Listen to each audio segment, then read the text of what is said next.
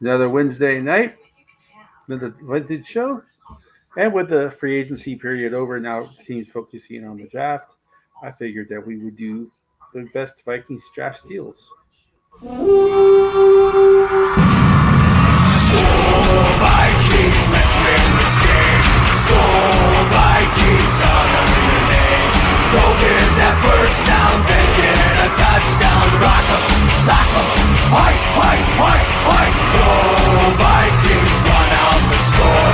You'll hear us yell for more. V-I-K-I-N-G-S. Skull Vikings, let's go.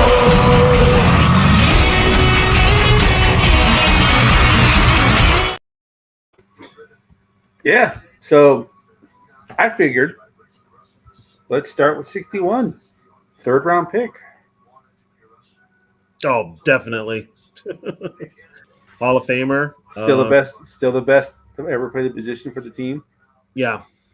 Yeah, and he's been retired, 40 some odd years? It's getting Bears territory with that quarterback who's leading. Yeah, it's getting up there.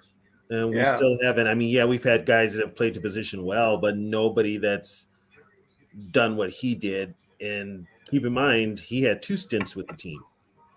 Yeah. So definitely Fran. That was 61. Did we get anybody else in that draft? You know of? I don't know. Let me see. I don't think so. Okay.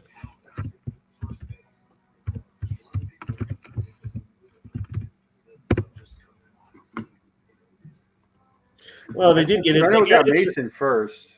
Yeah, they got Ed Shirachman in the 5th round. Rip Hawkins. Yeah, Rip Hawkins was a starter. Shockerman. Yeah, Shirachman is the one. He played for a few years. He played until 72. Right. The other guys were just like, spot guys. Yeah, I mean, we're talking, Mason, Hawkins, Tarkington, and Shirachman were probably the best because then you have Birch, Ferry, Lindquist, Sheehan, Mayberry, Mays, Stonebreaker. Now, that's the same Jerry Mays that ended up in Kansas City with the Chiefs.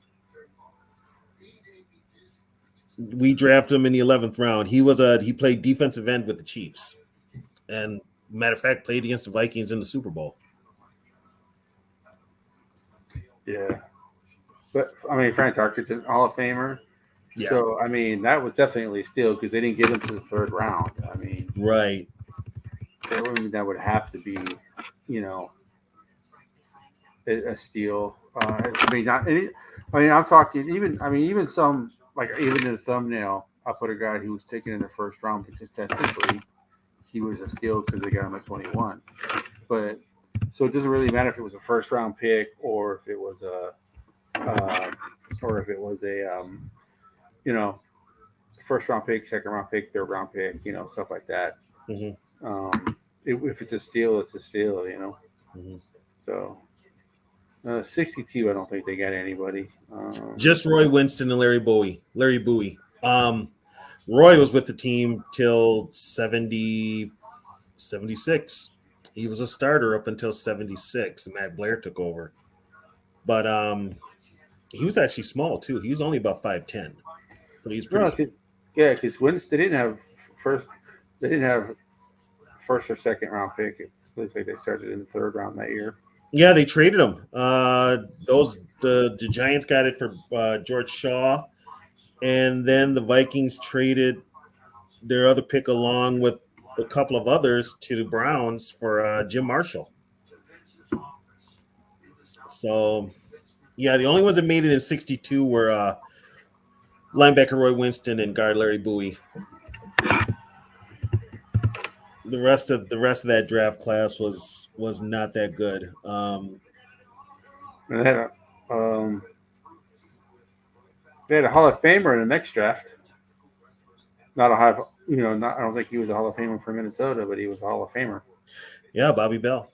He ended up signing with Kansas City. Jim Dunaway was their number one draft choice. He went to I believe, the Buffalo Bills. So will he be considered a steal for the Vikings then? I mean, No, technically, even though he was so good for the Chiefs, I mean, would you still consider him a steal for the Vikings? no, because he was drafted by the Chiefs also. The leagues had separate drafts.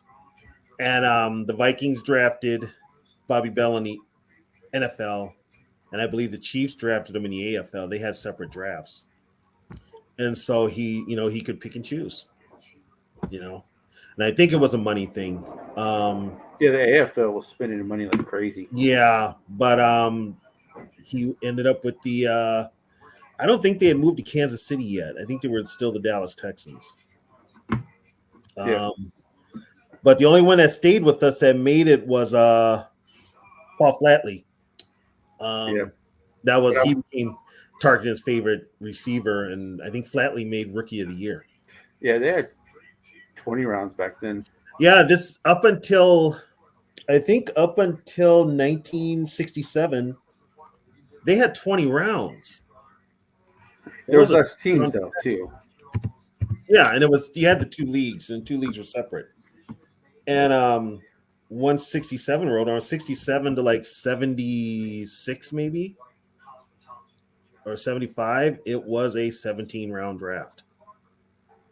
So yeah, so there were a lot of guys that I'm kind of looking at guys in the 63 draft. There really wasn't anybody that stood out except for Dunaway and Bobby Bell. That was 63. So 64, they drafted a Hall of Famer, but I'm not going to call him a steal because it was Carl Eller and everybody knew he was going to be good. But the last pick of that draft in the 20th round, I would consider him as a steal.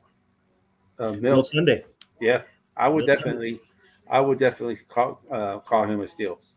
So here's what the Vikings did. They drafted Carl Eller, who was also drafted in the AFL. I forget who drafted him. I think Denver did. I'd have to look. But they drafted Eller in the first round, and they drafted his line mate Jim Sunday in the 20th round, or Milt Sunday in the 20th. Yeah, Milt. Yeah. And Milt started. He started. He played 11 years. Yep. From 1964 to 74.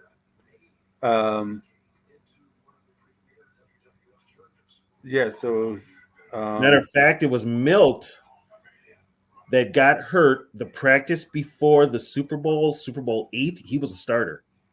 He took over for John Ward, who got hurt in 73. Milt was back in the starting lineup. Well, then Milt got hurt the day before the Super Bowl. And that's where Frank Gallagher was starting. Gallagher wore number 66. And but Milt was a starter for years. And he did make the Pro Bowl. Yes, he did. He was a Pro Bowl player. And the funny thing is, they both went to the same school, so they bookmarked that draft. Yeah. And they both played. This is when the Vikings actually drafted University of Minnesota players. Imagine that one. And they both played on the line. I think Milt was a tackle also at the U, as was Bobby Bell. Bobby Bell played two ways. He played tackle and defensive end on defense. And Milt played just, I believe, offensive tackle. So, but they drafted him as a guard. Yeah, he came in as a guard. They moved him to guard. They had at that time the starting tackles were Grady Alderman and Errol Linden, but they needed help. They needed somebody to play next to Mick Tingelhoff. Tingelhoff was becoming one of the best in the league early on. So, but he started for probably up until 73. That's when John Ward took his spot. And John Ward was we drafted John Ward as a defensive tackle, but they moved him over to offensive guard because Bud said he was too good of an athlete to keep on the sideline. So, yeah. What's up, Too Evil? What's up, Too Evil? So 65. There really wasn't I wouldn't say quote unquote a steal, but Dave Osborne 13th round, Dave Osborne. Yes. got to be the best player from that draft. Yes. Okay. I got a little history here for this draft. Jack Snow, we drafted number 1. Yes. Jack Snow, we ended up trading to the Rams. One of the players we got back for that trade was Gary Larson. I got a question for you. Hmm. Pick in round 18. Rich Kotite. Is that the Yes, guy it who is. became the head coach? That is the same Rich Kotite that was the head coach. Yes, it is. Yes, it is. Another Viking person that went on to be a head coach. Yep. There's got to be some kind of history with how many Vikings people have gone on to be head coaches for other teams. But yeah, Dave Osborne. I guess you could consider him a steal because of the career that he had, and he was picked so late. Yep. I mean, 12 years, 65 to 70 to 76. Yeah, he played with the Packers in 76. We had him till 75. Yeah. He was 11 years with the team. He went to North Dakota. Yep, North Dakota, from Candu, North Dakota, as a matter of fact. Yeah, he was a steal. And we got him just in time because Tommy Mason suffered a knee injury. And Mason never really recovered from the knee surgeries back then weren't what they are now. And, Right. Back then, if you had an ACL, MCL, whatever kind of tear, you were pretty much screwed. That was basically, I mean, Tommy played for years, but he was never back to the player that he was pre-injury. So, but yeah, the steal of that draft is definitely Dave Osborne. Mike Tillman, he was a journeyman. He played with a bunch of teams. Jeff Jordan lasted a couple of years with us. Lance Rensel, oh boy. For those that don't know the story of Lance Rensel, we drafted him in 65. In 1966, Rensel got in trouble. How do I put this safe for YouTube? I believe they said he essayed 2 10-year-old girls over at Lake Phalen. And as soon as that happened, the Vikings let him go. That was the middle of 66. That's what he's famous for. But then he went to Dallas, and the same thing happened in Dallas. He ended his career with the Rams. But he had a lot of legal problems, a lot of problems. But was he even that good enough to have the legal problems to still be in the league? Well, he played in the league he was in the league for almost 10 years. They had him out there with the Rams. He had so many other underlying issues that Dallas shipped him off for the same thing, and they covered it up. They just shipped him off. But I mean, it's a matter of public record. But he was never a star. He was just kind of that. He was a punt returner. He was a specialist and a wide receiver. It was nothing really to write home about. I mean, today he would probably be a number 3, maybe a slot receiver and a kick returner. That's it. Nothing special. So, and then Archie Sutton, I think Archie only spent a couple of years with us. And then that was a 65. But he only played 3 years total. Yeah. So, but the steal of that draft, Dave Osborne, big time. Dave Osborne, definitely. I think 66 was probably one of the worst drafts. Yeah, the only one that made it with the team any length of time was Doug Davis. And Doug Davis played tackle. He was a starter at right tackle right up until probably they drafted Ron Yeary. And then he was still starting for Yeary. He was splitting time with Ron Yeary.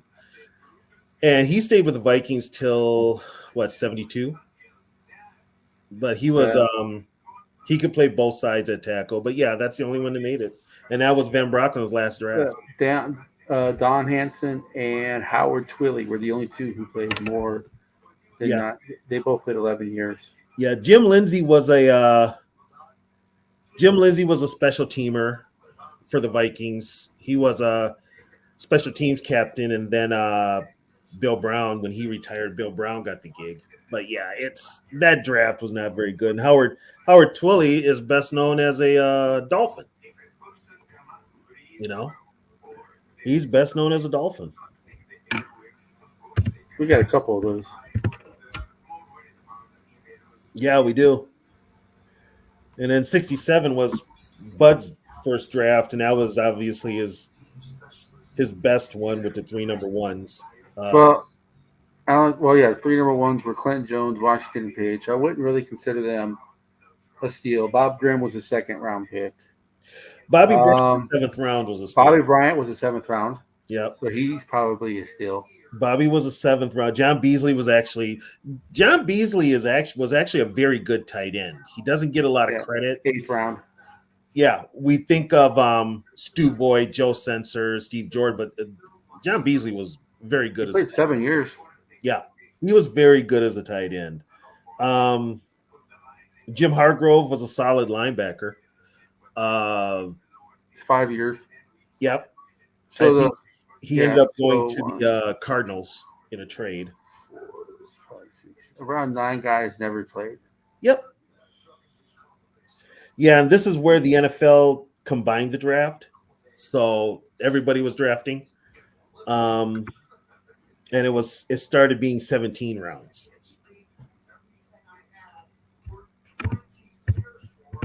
Yeah. So it seems like almost every year they have one good player from the draft. It seems. Yeah. One's in the first round. Obviously, they're high first round pick, like 68 with Gary. That's not a steal because he was supposed to be good. Mm-hmm. But Oscar Reed, I think from us doing this show, I think we figured out how underrated Oscar Reed really was. Yeah. Who, by the way, he just celebrated his 80th birthday last weekend. He had a bunch of his old teammates got together with him, and they posted on Facebook. So, happy belated birthday to Oscar Reed, 80 years old. Happy birthday. But yeah, Oscar was, from Colorado State. 7th round, that's the steal. And then Bob Lee, the 17th. Yeah. Who was actually our punter. So I don't know if he was really – I don't know if you could consider a punter a steal, but he was a backup quarterback. He was the Tom Tupa of the 60s. Yeah. I mean, he was a starter for the Falcons, I mean, he started for us, but he was not a long-term starter. The Falcons made him a long-term starter, and it didn't even work. So he had the one good year, and that was it. So but he was better. Well, Tom Tupa was a better punter too. He was like the Yeah. quarterback. So okay, 69. We only kept 2 players. One was Ed White, who should be in the Hall of Fame. Played defensive tackle at California. He was moved to guard with the Vikings. And Noel Jink, who, by the way, we drafted him to play football. He started out playing baseball. He played baseball with he played baseball at the University of Minnesota. They had 17 picks that year. Yep. Only 5 of them ever played in the NFL. One only played 1 year. Tim McCauley, Brian Dowling only played 3. Noel Jinky played 4. And of course, Ed White, the first pick. And Jinky also played baseball. So I think he played baseball first because he came to the Vikings in 71. He came back to the team. But that was 71. The Vikings didn't need anybody in 69 because that's, of course, they won the and they went to the Super Bowl that year. So I wouldn't say there was any steal in that draft. 70, Stu Voigt. Godfrey Zombrecker was drafted in 11th round. He was a center out of LSU. He stayed with the team for like 4 years, but he couldn't get on the field because Mick Tingelhoff. It says he played. It says 3 years, 16 games. Yeah, he couldn't get on the field. because of Mick Tingelhoff. And this was before, because Mick Tingelhoff did all the snapping. All the snapping. They didn't get a long snapper until, I believe, Doug Dumler in 76. Then they got an actual long snapper. But yeah, John Ward he started his career as a defensive tackle. He played on a defensive line. They moved him to guard. And injuries kind of slowed his career here in Minnesota. And then we left him unprotected in the expansion draft in Tampa Bay. Picked him up. Bill Koppelman, I think he spent a year with us, and that was it. And Hap Farber. That's it. You know, that draft was not a very good one either. You know, So they had 2 years in a row where they didn't have a very good draft. yeah. And if you think that one's bad, then 71 rolls around. Yeah. So they had 17 picks. 1, 2, 3, 4, 5, 6, 7, 8, 9, 10, 11, 12 of them never played. Yep. And the one who played the most, I don't know. I wouldn't say he was a average NFL player. I wouldn't say he was a steal, but the best player in that draft was Jeff Wright. Yeah, the Minnesota kid. And Jeff Jeff took over for Carl Kasulki. Right. Because Kowalski got hurt in a car accident. Kasulki got hurt in a car accident. Yep, in a motorcycle accident. So he did play good, and he was decent. Leo Hayden never played it down with the Vikings, so I think he played 3 years. He only played 13 games in 3 years. Yeah, and he played with the Cardinals. He ended up with the Cardinals, and then well, he was one of the I think we have him as the biggest bust, right? Yeah. Because he was a first round pick. He's a first round pick. He's right up there with Demetrius Underwood. Vince Clemens is famous because he was part of the Tarkenton trade in 72. Yeah, he was part of the Tarkenton trade. That was it for him.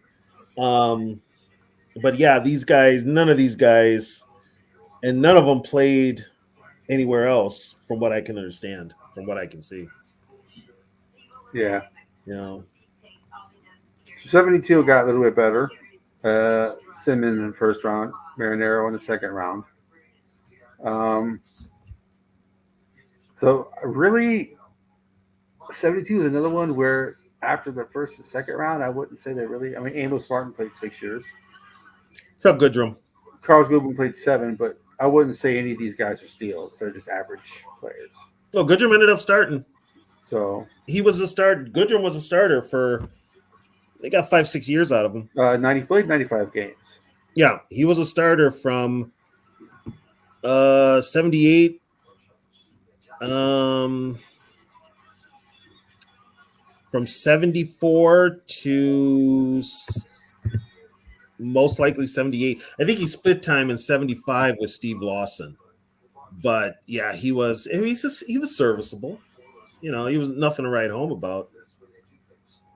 Yes, Davey, I think we did get Bookie Bolin as part of the Tarkenton trade.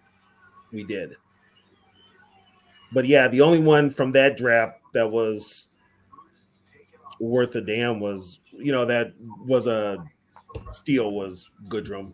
But he was serviceable. And you kind of got to look at it that way too. If these guys are serviceable for the team, I mean. And they were taken after the 10th round, I guess you could say that were there. Yeah.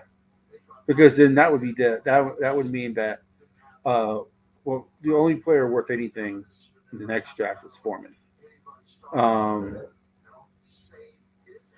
But I guess Dave Mason was taken in the 10th. He played 2 seasons. Who did he play with? Let's see. So he played 19 games in his career. Okay.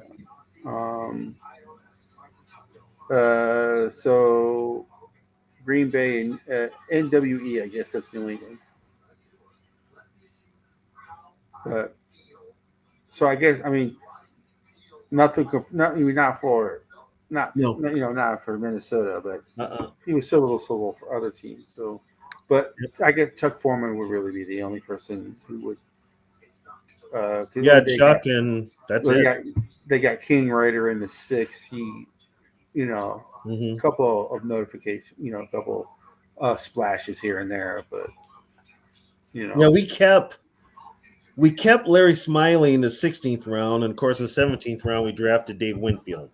So, but but probably I guess the one that really was the steal. You could kind of say Foreman because it really wasn't sure even coming in if he was going to play running back or wide receiver. yeah, And they at the time they didn't know if he was really going to fit the Viking offense. Well, he became the Viking offense. So, um, I guess you could say, yeah, he was a steal. And the only other one that was even close to that was Brent McClanahan, but McClanahan didn't pay dividends until 75. So yeah. But then 74, definitely um, Matt Blair. Matt Blair was 2nd round. Yeah, definitely Matt Blair. For, McNeil we had two number ones. We had McNeil and Riley. yes. And they were, you know what? Well, They Riley both did played well for 11 the years. team. Riley played 11 years in the NFL. McNeil Yep. played 12. Yep. John Holland, he ended up with the Buffalo Bills. Yeah, he only played 4 years. Yeah, he ended up with the Buffalo Bills, and then Steve Craig, 5 years. 5 years. Now Scott Anderson he got into some trouble during the Super Bowl week down in Louisiana. So It's easy to do. yeah. So he wasn't really, he was a center. And guess what? He never played. We had Mick Tingle off. There was a guy who did play for 2 teams, and so he was picked in the 9th round. He played in 129 games. So Sam McCollum. Oh yeah, he made two stops with us. Yeah. So 274 receptions, 26 touchdowns, 4,000 yards in his career. For picked in the 9th round, he played 10 years. I guess you can. I mean, I guess that by our criteria, I guess that's a steal. That's a steal, yeah. Yeah, because he outperformed. He outperformed his, where he was drafted. Yep. So I mean, but other than that, I mean, they're like we said, most of these guys were serviceable. Yeah. We probably got more out of them than any other team would have. Yeah, because Scott Anderson played, like I said, 2 seasons. Mm-hmm. The next 2 guys didn't even play. Yep. Mark Keller, 3 years. Dave Boone, a year. Randy, was it Piotti? Randy Podol? Yeah, Poitti. Randy Podol. Yeah, he played 4 years. So yeah, he only spent a year with the Vikings. He had an interception in the championship game against the Rams. That was his only highlight as a Viking. His only highlight. And then the best year ever, the next draft, 1975. Yeah, Mulaney and Miller made the cut, and so did that was the year I was born. So it just. So Mulaney played 12 years. Mm-hmm. I guess Autry Beeman played 7 years. Yeah, he ended up in Seattle. So that was really it. 4 guys, and he made it out of that whole draft. Only 4 guys even made it. Yeah, Miller. I mean, Robert Miller was serviceable. Yeah, Claybo was not a very good punter. Yeah, the Vikings didn't have really good punters at all. Yeah. We drafted him because he replaced Mike Eischeid, who retired, but he wasn't a very good punter. Well, Bob Lee was probably our best punter back then in the days. Yeah, and that was stretching it. That was really stretching it. So, yeah. For 76, the steal of the draft would have to be Sammy White, the 2nd round pick. He would have to be the steal for 76. He replaced John Gilliam. He was a rookie of the year. So James White, Sammy White were the first 2 picks. Yep. I guess the only other person who can make it would be, but I don't think he played his whole career with Minnesota. No, he played. See, yeah, he went to Tampa. So yeah, Who's the that? only other guy who was 5 years with Isaac Higgins. Yeah, Higgins was in Tampa, wasn't he? Yeah, he was in Tampa. Yeah, he was at Tampa Bay. Yeah, Um, but James White played 8 years, probably nondescript. I mean, he played in 117 games. he was a starter. He took over for Four, Alan Page. yeah, 4 starts. Yeah, he I took think over for that's Alan yeah. Page, and then when they went to 3-4, he was their nose tackle. And And then then, Wes Hamilton played 9 seasons. yep, Wes missed his last 2 years with injury, 84 and 85. He was hurt. Yeah. Um, So I his guess Sammy White. I don't know if a second round pick is really a steal, but for argument for this show, he'd be considered a steal. he'd be a steal. He'd be a steal. I mean, he did end with 6,400 yards even, Yeah, and he 393 receptions, and 50 touchdowns. That is a. I don't mhm, think a lot of people know that. yep. And he's always remembered for that hit he took in the Super Bowl. That's Yeah. that's what he's remembered for most of all. So, yeah, I mean that. So I mean, I just hope this year's draft of the Vikings aren't as bad as some of these drafts that they had. The Uh, recent drafts have been really bad. yeah. So 77 was Scott our Studwell, ninth was the round. first 77 was the first time we took a quarterback in the first round. Yep. Mr. Tommy Kramer, so he can't be a steal because he was taken in the first round. Mm-hmm. Swelly was the Dennis second pick. Willie. He played 10 years. Yep. And then, of course, you got Mr. Scott Sidwell in the 9th round. So he's definitely. And Studwell's the steal of that. Yeah. He's the steal of that draft. God, I miss watching him play. Yep. Studwell's the steal of that draft. 77 to 1990 is when he played. Mm-hmm. 201 games. Yeah. The top 3 picks were not bad because Hannon was the 3rd pick. Yeah. He played 8 seasons. And that was pretty much it. The only other guy who played anything was Hartwig.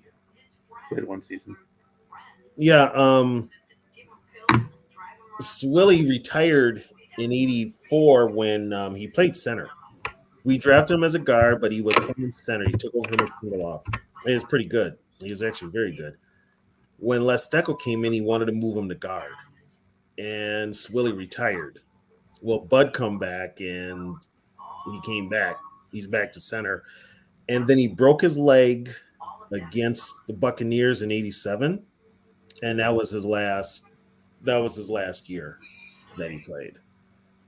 So, but yeah, Tommy Hannon was cut in '80. He was one of the final cuts in '85, and Tommy ended his career in New Orleans with the Saints in '90. Yeah. 78 draft. There was only 1, 2, 3, 4, 5, 6, only like 8 picks. The bottom 5 didn't do anything. No. Actually, the only 2 people who played. I mean, Randy Holloway was the first pick. He played 7 years. Turner played 9, and then Jim Hugh or Huff. I don't know how you say it. Jim Huff. He played 9 seasons as well, and that was pretty much it. Mike Wood was the punter, and we talked about how bad punters were. Well, he got cut. Well, they drafted 2 punters, and one didn't even make the team. They drafted Mike Wood was a kicker. They made him a punter. Mike Wood and Mike Deutsch, Deuts. Yeah, was the other guy. So Wood was a kicker, and they tried to make him a punter, and it didn't work. Yeah, so that was probably this was a pretty bad draft, I would say. Mm-hmm. Yeah, this was the last year with Tarkenton too. God, I'm looking back. That was pretty bad. Yeah. 79. They redeemed themselves. They got Ted Brown the first round.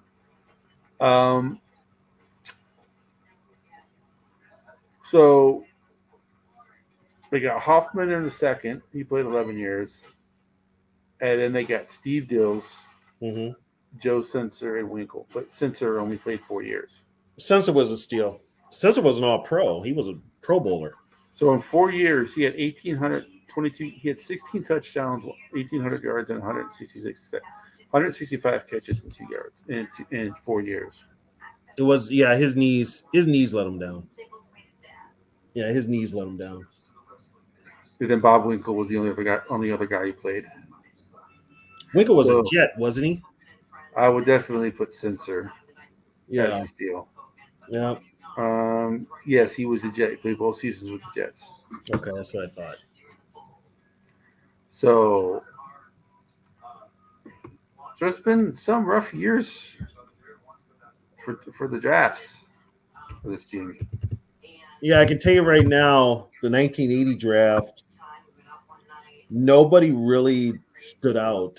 I mean, we kept guys, but none of them. 80, nobody was a steal. 81, probably Wade Wilson in the 8th round from East Texas. Yeah.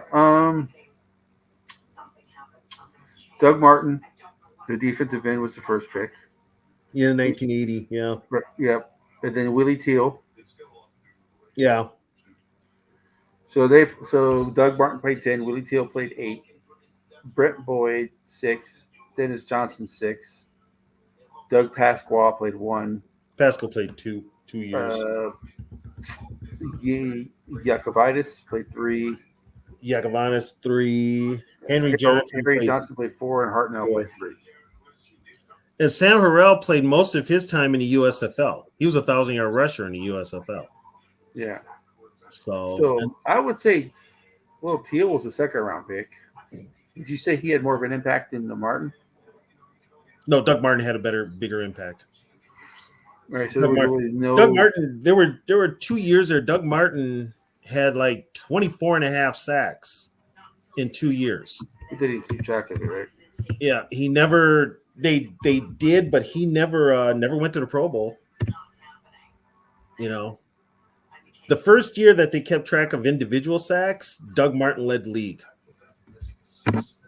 10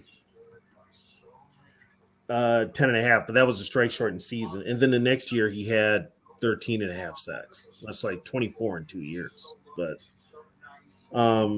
inconsistent and injuries did him in too. And then 81, I won't even talk about 81. My God. The one that is probably the steal was Tim Irwin.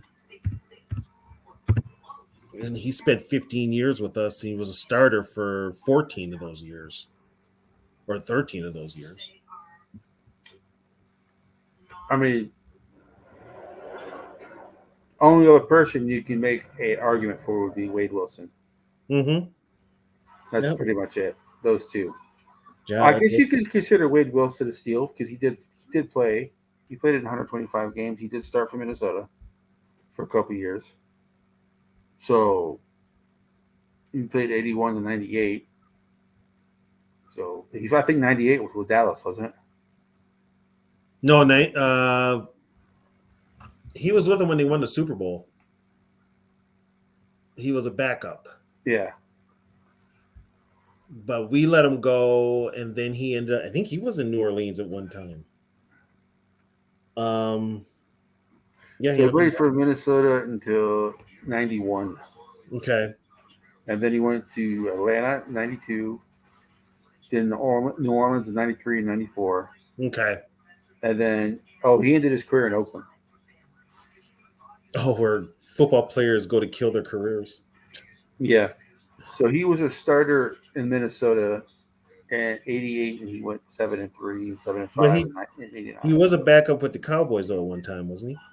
He went 0-1 in 96 when he actually got on the field for the 96 Cowboys.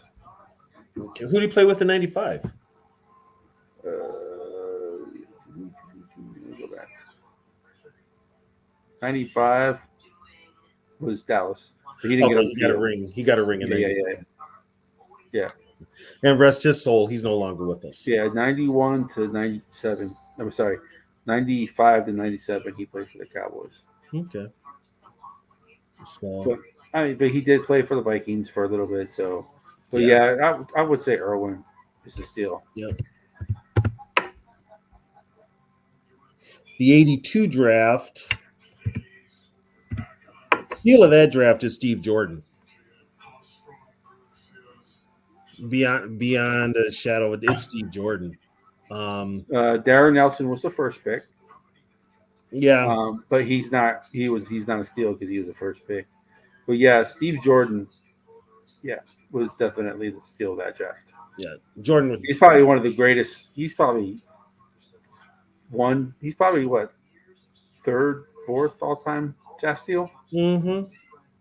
He deserves to be in the Hall of Fame. He really does. Yeah, I mean, yeah, he had 498 receptions for 6,300 yards. Yeah, he deserves to be in the Hall of Fame. Back when he didn't throw the ball. Exactly. I mean, he caught 68 passes one year and didn't score a touchdown, which was at that time was unheard of. Well, 2024, 2023, it's unheard of, but we had a player do that. Mm. Yeah, but I mean, with these rules, there should be no reason why you can't. Got a lot of comments about your hoodie tonight. Oh, my kiss hoodie. I've wore this before. Nice. Come on, man. You a heathen. Knights in Satan service. You're a guy. That's me. I wasn't alive when they did all that, but I can only imagine how bad it was. Oh, man. We knew it was a joke then. It's just the little anagrams that if you listen to rock, they had to figure you were a Satan worshiper. It's like, Yet there's Christian rock bands to figure that out. you know, it's bad when the Christian rock bands are labeled Satan worshiper. There were people that were like, well, Striper is also Satan word because they're playing rock music. They're playing the devil's music. I'm like, but they throw Bibles at their concert.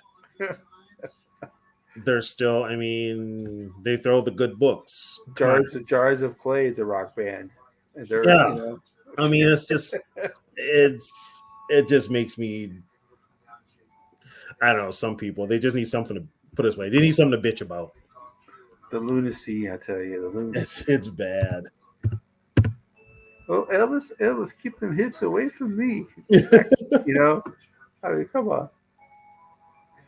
Yeah, so 83, we all know that was the best Vikings draft ever because the first round pick is the greatest Viking ever. Because you got your guy, Joey Broner. Yeah. But Carl Lee. Carl Lee. Yeah, Carl Lee was definitely the steal of that draft. 7th round pick, played 12 years. Yeah. Although Walker Lee actually had the best name. And if he doesn't tear his Achilles, he probably would have had a much better NFL career. Yeah. Much better NFL career. But yeah, Carl Lee, I mean, good old number 39. Yep. He's a shutdown corner. Yeah. He was probably the last true, besides Antoine Winfield, was probably the true last shutdown corner we had. So 84 rolls around. By the way, I'm not a huge Kiss fan, by the way. Oh, I figured that. I grew up with these guys. Like I said, if I grew up in that time, Deep Purple probably would have been my band. And see, I'm a big Deep Purple guy. Yeah. Machine Head, probably one of the best classic rock albums out there. Ian Kellen, Richie Blackburn. Mm-hmm. I mean, those two, you know, like, you know how it is when talented people get together, they can't co-function. Yeah. It got so bad with Richie that they didn't even, when they inducted Deep Purple into the Hall of Fame, they didn't even invite him on stage to play with them. That's how he's a great A-hole, yeah. And when they got back together in '84, the problem was Richie and Ian Gillan. Yeah. And but when you have two minds like that, yeah, you know? And it's pretty bad though when you leave the band that you created. Yeah. You know, that's pretty bad. Because they started off as Rainbow, then it went to Deep Purple. No, they started off as Deep Purple, then then Richie did Rainbow with Dio. Did David Coverdale was after Ian Kellen, right? Yeah, David Coverdale was after Ian Gillan. David Coverdale was there with Tommy Bolin. Okay. On guitars. They did the Stormbringer song and all that, right? Stormbringer, that was Yeah. Coverdale. Burn was Coverdale. Yeah. But that was actually Richie Blackmore on guitar. Hush was Coverdale too, right? No, Hush was the first singer they had. I forget his name. Simser? I could be wrong, but he was the first. It was the first singer, and they did Kentucky Woman. Knocking on Your Back Door was Coverdale. Nope, Knocking on Your Back Door was Gillan. That was when they got back together off of Perfect Strangers. I got to get better at my Deep Purple. Before my time, people. So I'm trying. I'm learning before my time. Well, Ask me actually, a Megadeth question. I can answer that. Perfect Strangers came out my senior year in high school. Yeah. And what year was that? 84, 85, 84, 85. Okay, and I was 8. Oh, okay. So You get a pass. yeah. You get a pass. Yeah, when the Viking, because my senior year was the year they drafted Keith Millard. The Vikings did. That was Steckel's year. So I'm kind of like, that was like, what a bunch of crock. And then Bud comes back. Yeah, the only one that made it. I mean, Alfred Anderson was a third rounder. He was a steal. Alan Rice was a steal too. Then everybody else either didn't play or only played 1 year. And Keith Millard signed with the USFL before he, came back to the Vikings. Yeah, I would put Alfred Anderson is one of my, because we talked about when we did this show how much when we were talking before we started doing the show. Mm-hmm. I told you how much I appreciated and liked watching Alfred Anderson. I liked Alfred Anderson. I did. I really liked him. I felt bad for him because he was part of that rant that Burnsy had when he lost his shoe at the goal line. But, you think back on it, it's funny as hell. But I always thought he was kind of an underrated player. Yeah. He had some injuries too. Oh, Gary, you're showing your age tonight. Come on. What the funny thing is about Whitesnake is that my brother used to get mad because when we would take those summer trips with my mom and my stepdad, my mom would always let me play the Whitesnake album. Like the one that was Here I Go Again, and oh god, that album. All that stuff. God, I'm in middle school, but if my mom, I think she's still watching stuff. She doesn't truly know what Whitesnake meant or the words of like Slide It In. You should have got her to. You should have been listening to the Slide It In album where you would have played Slide It In, Slow and Easy, Spit It Out.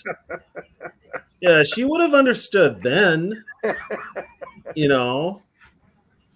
hate it, and I'm going to be honest with you. Only song I liked on that album was Still of the Night. The rest of that album sucks. Yeah. The rest of that album was just a friggin' joke.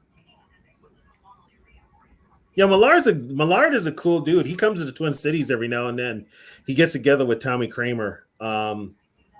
He comes to town with Henry Thomas and Carl Lee. And they have their little little get-togethers. But my wife does not like a certain group that almost everybody in the world likes. Who? Led Zeppelin. Well, she's not human. No, she's wrong. She's completely wrong. No, she's wrong. Okay? She's just wrong. Wrong. I even played Black Dog for her, and she didn't like that. Well, Black Dog's kind of overplayed. Kashmir, she doesn't like. You should have played like Trampled Underfoot. I think I think Immigrant Song's kind of wearing on her. It better. Last time I played on the radio, she's like, "Who was that?" And I told her, I said, "It's the group you hate." Yeah. That should actually be the Vikings theme song. The Vikings should enter the stadium to Immigrant Song. I thought they did. They did it one time. I don't think they do anymore. But I know when they played outdoors at the U of M, they came out to Immigrant Song. Yeah. but I don't think they do anymore. I think they Maybe play Robert it. Plant put a kibosh on it because he's kind of a dick when it comes to their music. I don't think he knew. He controls everything with their music. Like people talk to John Paul Jones. They talk to oh god, I'm having a brain fart. Brian was a guitarist, Jimmy Page? Jamie Page all the time, and they say, hey, how come we can't, why is it Led Zeppelin, only played on some radio at a certain time? They can only play certain songs, and why is it ever licensed for hardly anything? They both go, you need to talk to Robert about that, mate. Yeah, he's in charge of the whole Led Zeppelin estate. Yeah, He's in charge of the Led Zeppelin estate. I mean, Paul McCartney's in charge of the Beatles estate, but he's only got to deal with Ringo. Everybody else is dead.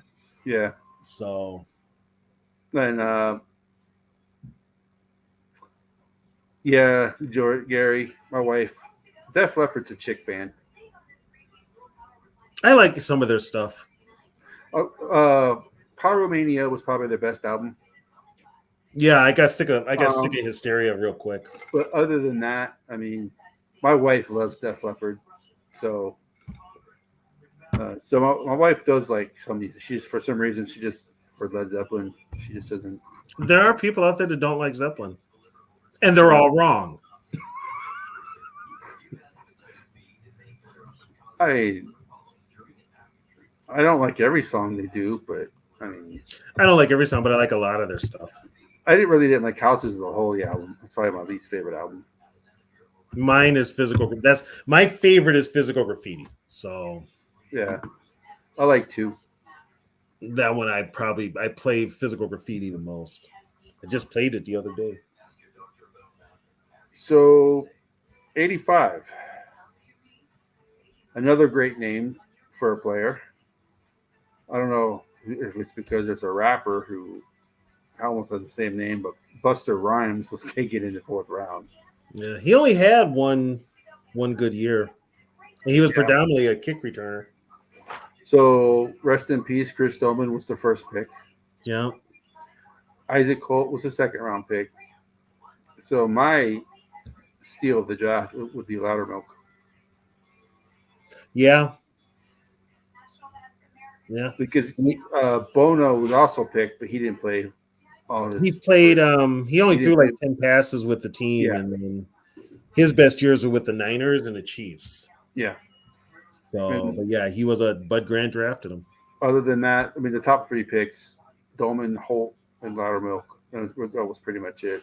Newton was a starter. Yeah, he only played 8 years, so I guess. Mm-hmm.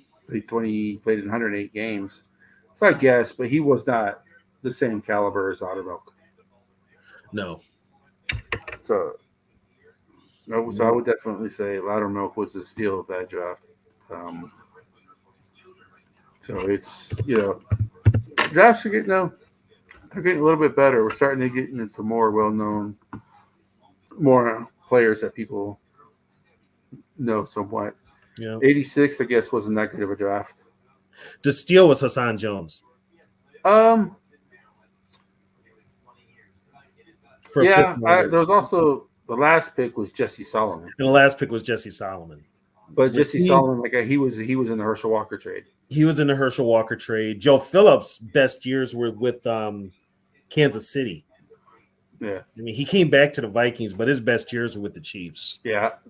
So Hassan Jones, the first two guys were Joe Robinson and Phillips.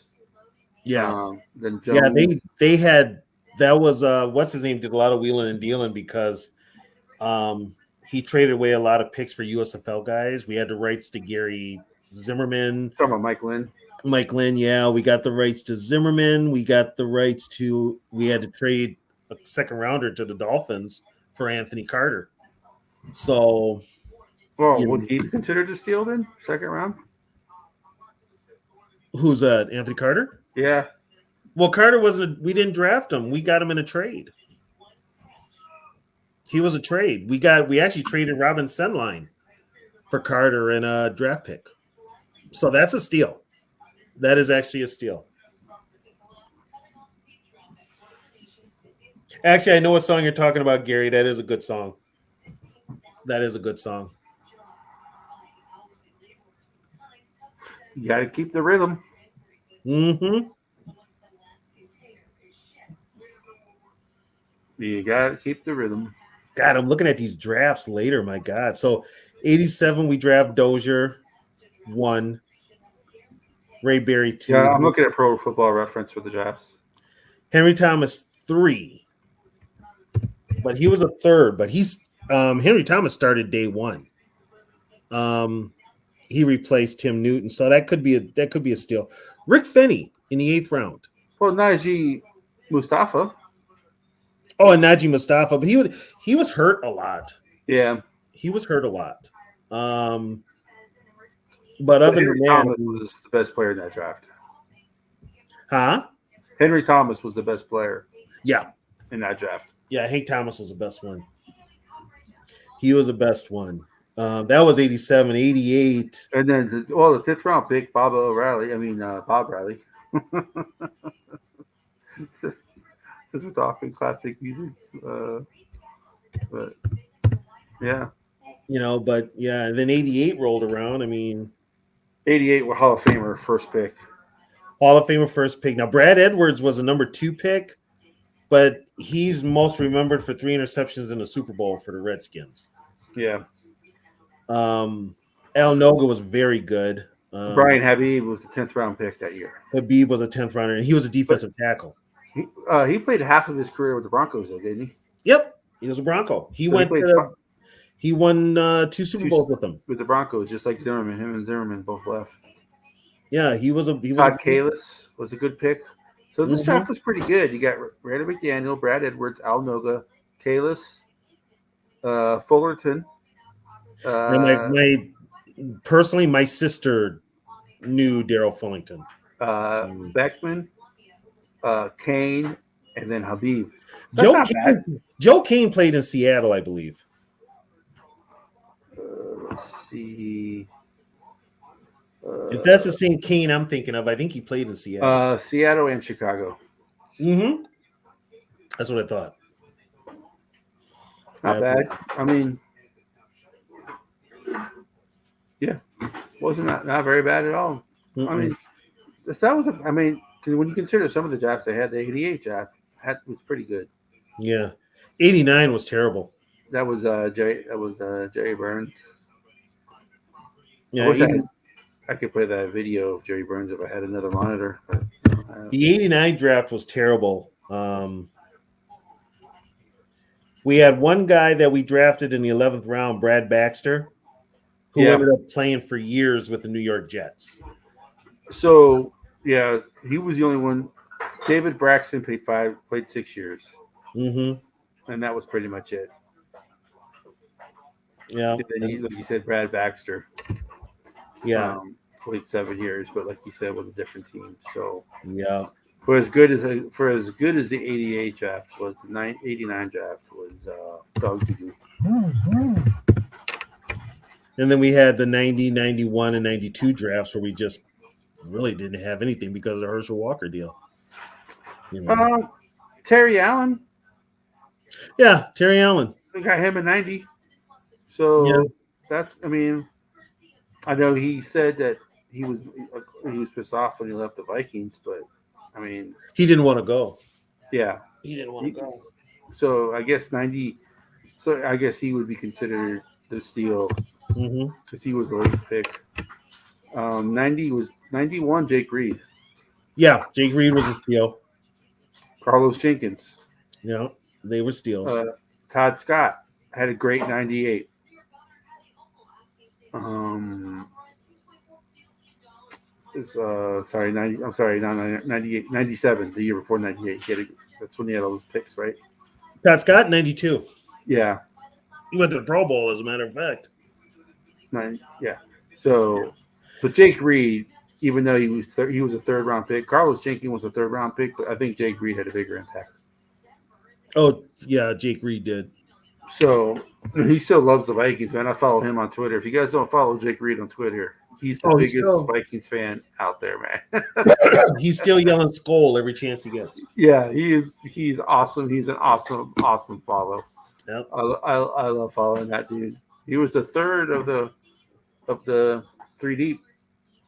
Yep. Although it was really technically two deep. Carter didn't go deep, but you know. But yeah, so I mean, so that was so was it 91? So was it nine? So the Dallas Cowboy picks were what? 90 through 92. Because 93 they got Smith in the first round. Okay. Well, 92 they got Brad Johnson in the 9th round. Oh wait, I skipped a year. Hold on a second. Yeah. Hold on a second.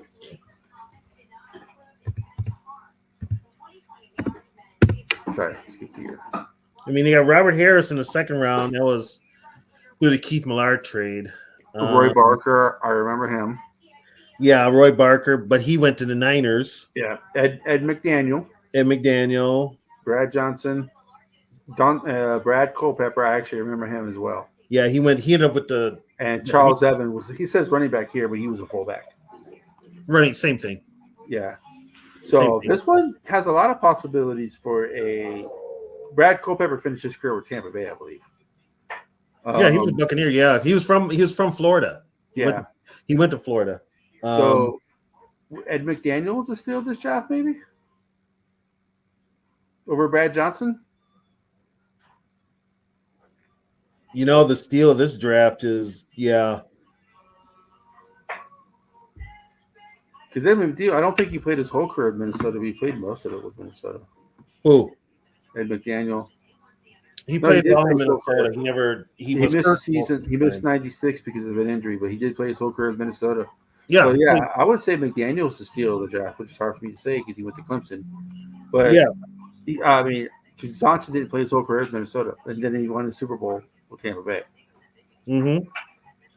And Charles Evans also has passed away. Oh, I didn't know that. Yeah, he passed away a few years ago. Yep. Wow. Well, I think Keith Millard. I saw the question about Jake Reed's original last name. Is it Carter? Because his half brother is Dale Carter. That would make sense if he took his mom's name as opposed to his dad's name. Right.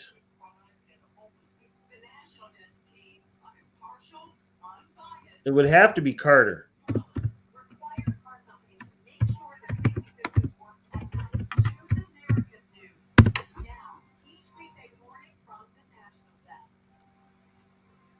Wow, the 93 draft was a Robert Smith, Kadri, John Jarrett. Jarrett never made it. They moved him from like position to position. He just never made it. Yeah. But I also heard, I don't know if this is true or not. Keith Millard's original name, I think Millard was his stepdad that his mom married. Mm-hmm. And I think he changed his name to Millard because I believe his real last name was, before he changed it, was Applegate because his dad was abusive. And that's possible. I think, if I remember the story correctly, I think Keith Millard's name was Applegate. Not Millard, but Millard sounds beaten. Millard sounds better. Yeah. So, yeah. But yeah, so the 93 draft. Hold on a second, let me get caught up here. So the 93 draft really were no steals. Gilbert Brown played better for the Packers than he did for us. Yeah. We tried to sneak him through on waivers. But the Packers signed him. Quadri was a disappointment. Oh, he could catch the long ball, but he missed the easiest ball. Yeah. And then Everett Lindsey. I know Everett. He's a good guy. But he didn't play his whole career in Minnesota, though, right? No, he ended up he went to Cleveland. and then he came back when Corey passed away. Yeah, so, But yeah, so he was he's a cool guy. I know him personally. so 94 they redeemed themselves. Todd Susie was a first round pick. Dwayne Washington was the first round pick. David Palmer in the second. Mike Wells in the fourth. Andrew Jordan and Pete Burch's in the sixth and seventh. Steele was Palmer. Yeah, I would say so.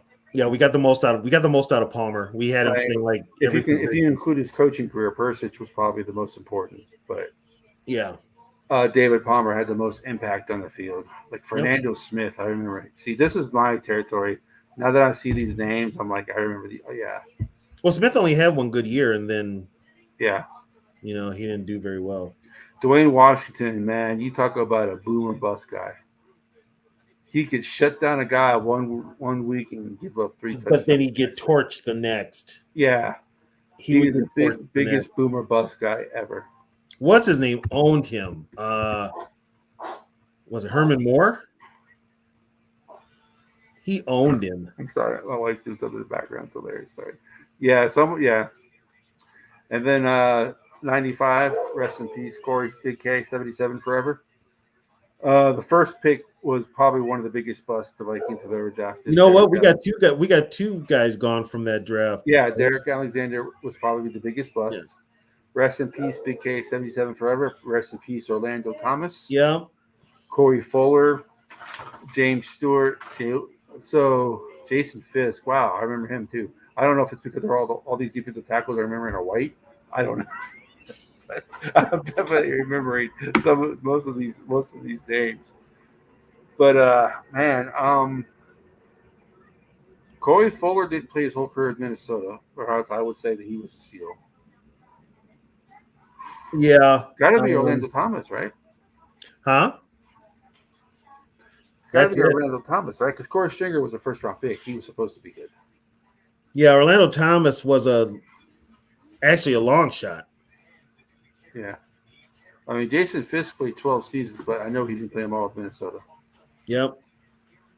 He ended up in Tennessee, San Diego, and then Cleveland and St. Louis. Yeah, Fisk ended up in Tennessee. He went to Super Bowl with them, as a matter of fact. Yeah. James Stewart had he looked like he was going to be pretty good, but he had 1 year. His knees were bad. He had 31 carries for 140 yards, 44 yards. Yeah, his knees were bad, very bad. And this was still the 90s, so it was still, if he had a knee injury, you were pretty right. And then and then another year, another first round bust, Dwayne Clemens. He played in the league for a long time, though. He played 10 years, but he was not. Yeah. So Mo Williams is a steal of this draft. Yeah. The only other guy worth anything was Hunter Goodwin, but he didn't play his whole career in Minnesota. I mean, Mo Williams didn't play his whole career in Minnesota, but he played all his career except for like the last three or 4 years or so with Minnesota. So, and there was only 7 picks that year, so they didn't have a lot of picks. No, they went to 7 picks at 93. Yeah, they went to 7 picks at 93. So 97. I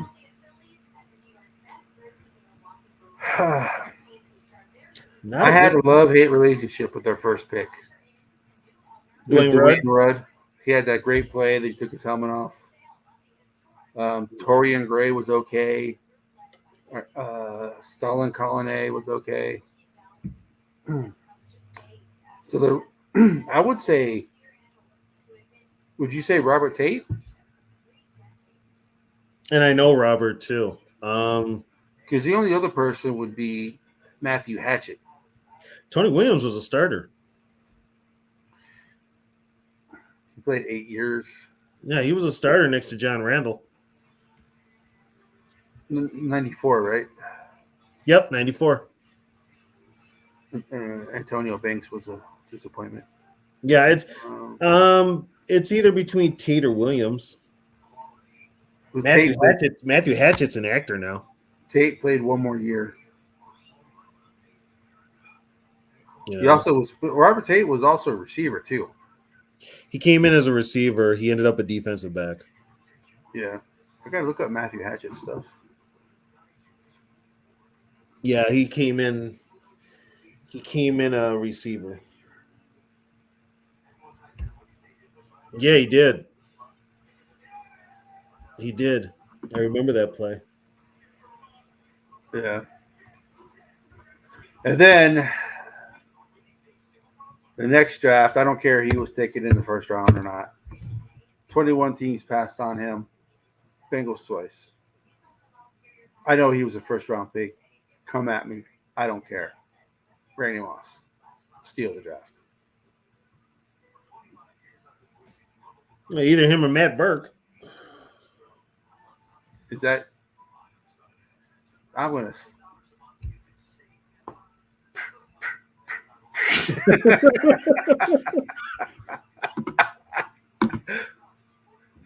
If Randy Moss was not in this draft, yes, it would be Matt Burke.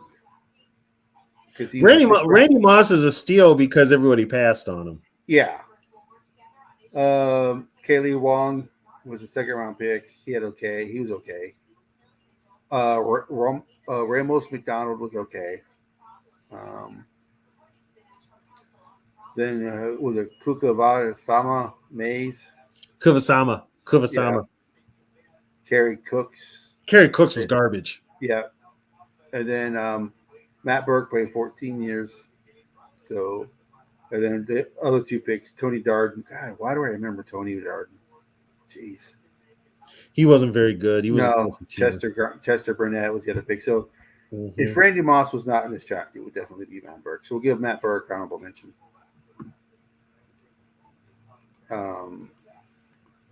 Some people could probably go ahead and say it was Matt Burke because he was actually drafted so late, even though Moss was a first rounder. Yeah. Yes, I agree with you, Gary. Second best coach. Yeah.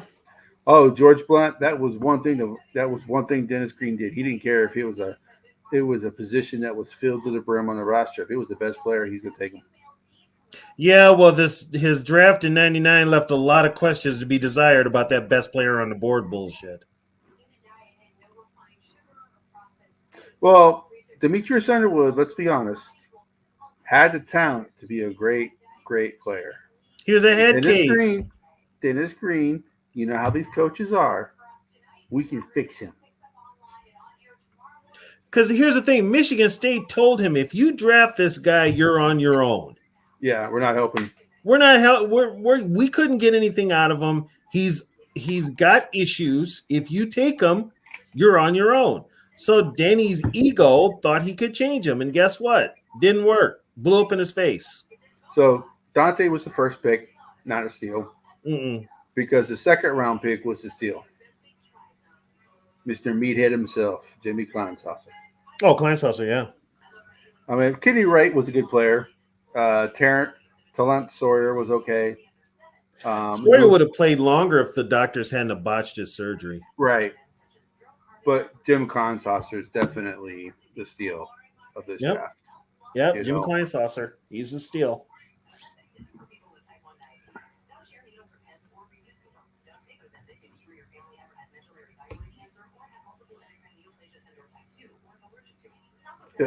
Yeah, and they won that game too. Yeah, and they won.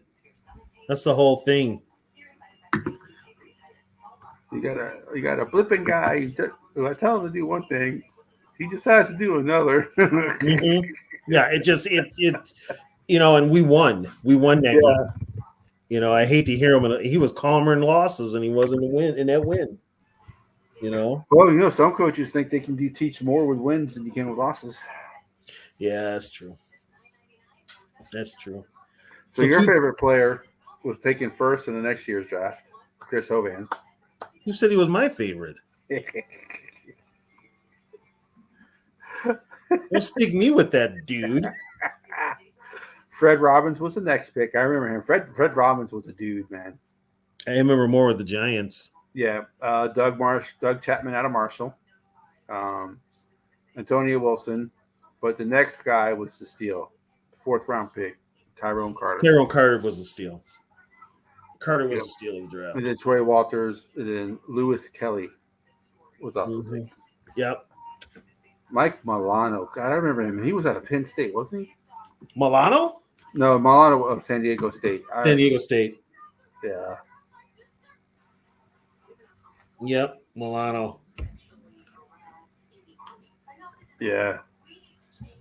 Texas A&M Commerce, the Texas A&M Kingsville with two other picks. And Kingsville's actually was from where John Randall's from. So they changed the name. Yeah. They were Texas A&I think, before that. Yep. Yeah, they were Texas A&M. The Javelinas. Yes, 2001. This was not really. Not a very good draft. No, because Michael Bennett was better for Tampa than he was for us. Patrick Chirkawa probably played the longest with Minnesota. Yeah. Guy. That was a draft. That was Yogi's brother, right? That was Yogi's brother. He got drafted in second round, right? round. Willie Howard. Willie Howard, yeah. Eric Kelly, God, he was another aggravating corner. You could see the talent, but it just didn't register with him. Oh, yeah. I don't think it registered with a lot of. That was Denny's last year, and Corey passed away, so that team was just in disarray. As you know, I would like to have Willie on one day. See, just have him talk.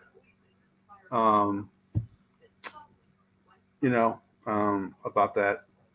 Just like drafted by the Vikings, just his experience, because not all of us have that, Yep. So 2020, 2002. First pick.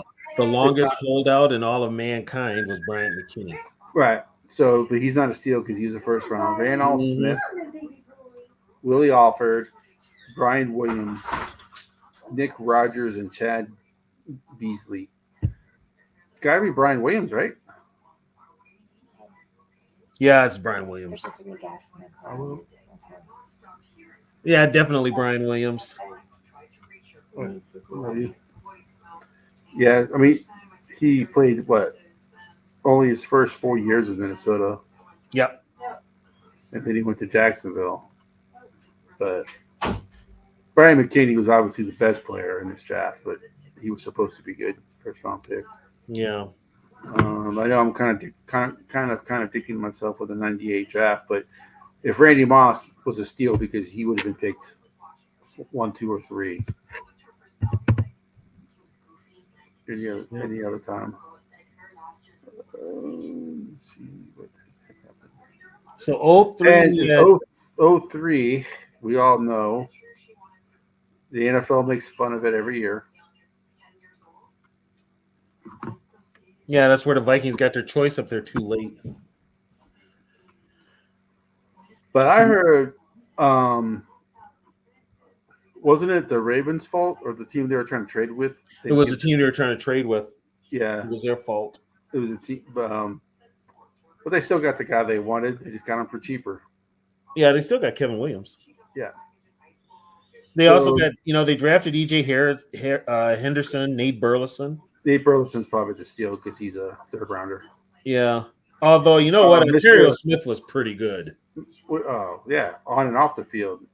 Especially on the field. Yeah, he was good. He just, had his problems. And then Eddie Johnson they took as a punter. Yeah, but he was pretty good. Yeah. But not. I wouldn't say Ontario Smith was as good as Nate Burleson, though. No. And if Ontario Smith didn't get in trouble, who knows how good he would have been. Right. Man, these drafts are getting worse. Well, right, 2004. This is Elizabeth Frazier territory. Yeah, that's Kenichi. If he didn't have cancer, who knows how good he would have been. It's still Mike Tice, but Probably the steal is Meweldy Moore. Let's see, Dontarius Thomas. God, I remember him coming out. How all people talked about how hard that he hit people. Who, No one's like, Dontarius? no, yeah, yeah, how and he flamed. You talk about flaming out. Uh, Darian Scott was okay. Dorsey, I don't remember, but Jeff Dugan played 7 years. So yeah, but Moel Moore is probably the steal. Meweldy Moore is a steal. Yeah. Do we even want to talk about the 05 draft? It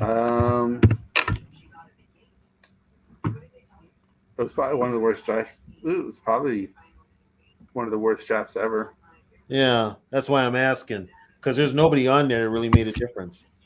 There was a guy who played 11 years, but not for Minnesota. That's C.J. Mosley. So yeah, he played with everybody but us. Troy Williamson was fast as hell, but he reminds me of Feather. Was it Stonehands from Unnecessary Roughness? Dwayne Davis. Yeah, fast as hell, but can't catch a cold. Mm-hmm. So Erasmus James, even worse. Marcus Johnson, he was awful. Dustin Fox, I remember people in the Vikings chat. Oh, the Vikings got a white corner. Oh, that didn't work out too well for him. No. Theatric, get your game face on. Yeah, on Adrian Ward from UTEP. Yeah, so I actually remember this draft. Yeah, I thought this draft was going to be a lot better than what it was. And it wasn't. So, no steal. So, this was the second draft where there was no steal? Yeah. Because everybody was bad. Everybody was bad. Okay, so 2006 was the Chad Greenway draft. Brad Childress' first draft. Yeah. Ray Edwards was probably the steal. Yeah. Yeah, I definitely would say Ray Edwards. Because the only other person worth a note would be Tavares Jackson. Rest in peace. Yep. But, yeah, Cedric Griffin was awful. Ryan Cook was awful. They have his name spelled wrong in here, by the way. They have his name spelled Ryan, it was Rian. Ray Edwards, then Greg Blue. God, do you remember Greg Blue? Yeah. Yeah. Ray Edwards. How does his boxing career turn out? Not very good. It was not very good. He didn't do that well in Atlanta either. I think Rick Spielman was with the Dolphins at this time, wasn't he? Spielman was here. He was here. When did he leave the Dolphins? About this time. About 06, 07. So the Vikings went 6-10 with Mike Tomlin as their defensive coordinator. Mm-hmm. They had the number one defense.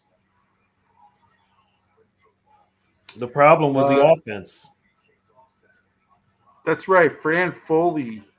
This was the year they got Fran Foley, but didn't they fire him because he lied on his resume? They fired him after the draft. And then Rick Spielman took over. Yeah, they fired him after the draft. He was running around. He was threatening to fire people. He was running around the offices. My friend told me this. He was running around the office threatening to fire everybody. He got power and he was just a complete a-hole. He was acting like he was. Explains why he never got another job, right? He was acting like he was running things, and that's now this. Keep this in mind too. The Wilfs never were part of day-to-day here with the Vikings until 2 years ago with Mark Wilf. But they had no idea that Fran Foley was doing what he was doing. They fired him after the thing because they said he lied on his resume, but it had more to do with him being an a-hole in the office. I mean, he was threatening to fire coaches. The triangle of authority. God, what a pathetic excuse. Yeah, Yeah, it's Fran Foley was in San Diego before. yep. That's where they got him from. Yeah. Well, they redeemed themselves in '07. They got four solid starters. Um, Brian Robinson was a steal. Adrian Peterson was the first pick. Yep. Sidney Rice was the second pick. Uh, the third round pick, Marcus McCauley. Brian Robinson was the fourth round pick. Andre Alexander. I'm sorry, not sorry. Andre Andre Allison. Allison. Andre Allison, who made that stupid comment about y'all gonna forget about the person who wore 84 before me. Tyler Thigpen. I remember Tyler Thigpen had an awesome preseason, and the Vikings thought they could get him to the waivers, and he was picked up by the Chiefs or the Dolphins. I think Chiefs it was picked him up. Chiefs took him. Yeah, the Chiefs picked him up. Yeah, Yep, the Chiefs took him. but Yeah, yeah, Brian Robinson is by far and away. he's a steal of that draft. Steal of the draft. Yeah, because Adrian Peterson, he did fall, but he only fell to 7. Because if he didn't have that collarbone injury in Oklahoma, he probably would have been top 3 pick. Yeah, that's it. That's it. So that's not really a steal. Like I Moss probably fell 19 positions. was actually shocked he fell to us. Yeah, I was really shocked that we grabbed him. yeah, 96 questions. They just did the last 96 question episode last year. Yep. The best one was, who on the team would you not want to date your sister? And everybody pretty much said Stephon Diggs, and they said why? Because he's a bigger diva than my sister. That's true. So the Stephon Diggs diva stuff, they knew about it. Yep. Robert Griffiths, yeah, he was an undrafted free agent though. Yeah, he was a free agent. So 2008 was even. Oh my God. 2008. These drafts were bad. The triangle of authority. We didn't have a first rounder because we traded to the Chiefs for Jared Allen, so that made up for it. Yeah. So Tyrell Johnson sucked. He was so frustrated in himself. Oh, he sucked. John David Booty never even played. Never played. So Troy Guion, who got in trouble when he played for the Packers. Jameer Johnson. I don't know what the hell they were thinking when they took him, but John Sullivan was the only guy who was halfway worth that. And Sullivan's back got the best of him later. Yeah. He had back injuries. So John Sullivan was obviously a steal because he was a 6th round pick. Yep. But he was also the best player at the draft too. Yeah. So, but, I mean, if you include the trade, then Jared Allen was the best player in the draft. But you know, the only thing that saved it was the trade for Jared Allen. Right. And John Sullivan. Yeah. He was a starter for. So 2009 was they rebounded themselves. Every one of these guys started for the Vikings at one point. So Percy Harvin was first. Phil DeLoholt was second. Asher Allen was third pick. And Asher Allen was actually good. He was just too short. Jasper Brinkley, and then Jamarca Stanford. So they all started for the Vikings. Yeah, they did. But would you say Jasper or Phil? Phil was the 2nd round pick, but the steal was Lodholt. God, he only played 6 years. I could have swore he played. He tore his Achilles, and when you're 300 pounds and tear your Achilles, it's kind of hard to come back from. 6'8", 343. Yeah, he tore his Achilles in preseason, and he was born in Hawaii. Wow, was never the same. Yeah, back then. This is still the early 2000s. So, but he did play his whole career for Minnesota. Yeah. Yeah. So Asher Allen, like I said, I liked Asher Allen. He was good. He was just too short. You know what? I didn't like anything about him. Really? Not a damn thing. I remember he started 11 games in 2010. That defense in 2010 was in such disarray. It wasn't even funny. And I remember when he I remember coming out of the draft, everybody said that if he was a couple inches taller, he probably would have been first or second round pick. Yeah. They have him What's listed as 5'10" on here, but he was not 5'10". He was shorter than that. what's his name? Couldn't get anything out of him. Yeah, Frazier. yeah. So I think this is Brad Childress' last year. 2010 is 2010, Frazier's last year. Frazier's first year he took over. So Everson Griffin is the steal of this draft, yep, and it's not even close. yep. Chris Cook was awful. Toby Gerhart was awful. Chris DeGears was awful. Nate Triplett was awful. Joe Webb, we all know Joe Webb was. And yeah, so definitely Everson Griffin was the steal of this draft. Yeah. He should be in the Vikings Hall of Fame. He'll get in the Ring of Honor. They'll put him in the Ring of Yeah, Honor. that too. Yeah. But Nate Triplett. I remember a lot of people were, oh, they got Nate Triplett because he went to UM. Yeah, and he wasn't the best one out of that crew of linebackers. Yeah, but I remember, like I said, this was when the group chat on KFan was really big. So I remember all the people on there going on there. Yeah, because there really at that time there really was no other place to talk Vikings, No, there wasn't. But so I remember when they got him, people were like, "Oh, Nate Triplett." But They were the ones to do the whole just like overboard with Viking talk because they had the Vikings. It was a Viking station. yeah, And they were just overboard with it. It was just too much. I even got burnt out on them. When they were, and Paul Allen was defending Childress even then. so we all know the next draft. Oh, yeah, Christian Ponder.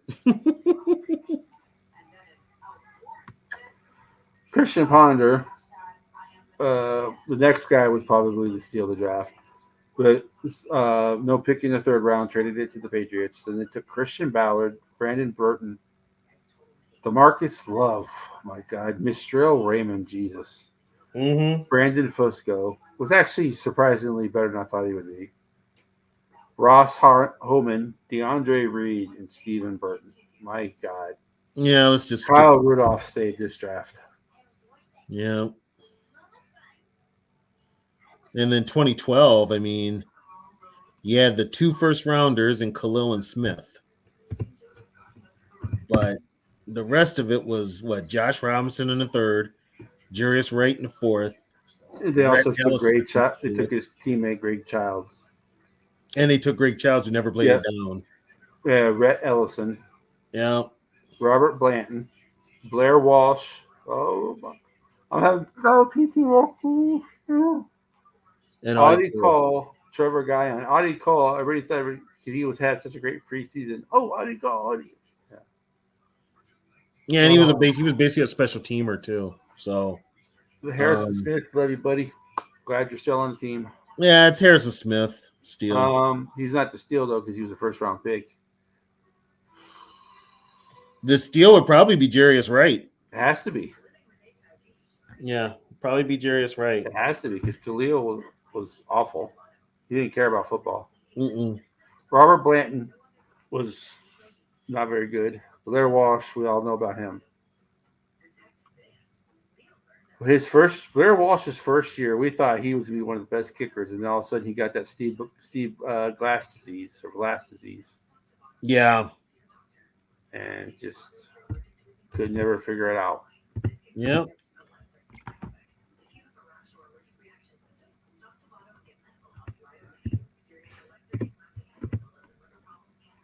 Okay, so 2013 was another bad draft. Sharif Floyd, doctors ruined his career. Yeah. And then Mike Zimmer doubled down on it. Every time I get burnt, I act like I get hurt. It's Davey Rhodes. Cordell Patterson. Gerald Hodges. Jeff Baca, Michael Mahdi, Travis Bond, Everett. Man. You know what? Just for being in the league so long, It's got to be probably Cordell. Cordero. Yeah, it's got to be Cordero. Yeah, even though he was a first round pick, still. Yeah, better than Cordero. It's the best one was Cordero to steal. You know. They traded back up to get him too. Yeah. Spielman, buddy, what are you doing? It's Spielman. What do you expect? Okay, so after because I only got the draft up until 2014 in my media guide here, Right. So so you're gonna have to look up the rest. Yeah. So 2014 was Barr, Bridgewater, Scott Crichton, Jarek McKinnon, David Yankee, Antoine Exum, Kendall James, Shamar Stephan, Brandon Watts, Jabari Price. My vote is McKinnon or Stephan McKinnon. because Stephan who just wouldn't go away. No, He Shamar started. Stephen. He played 115 games. What's the name is still playing? McKinnon. Yeah. 2 Super Bowl rings. So they also had 2 first round picks that as well. Mm-hmm.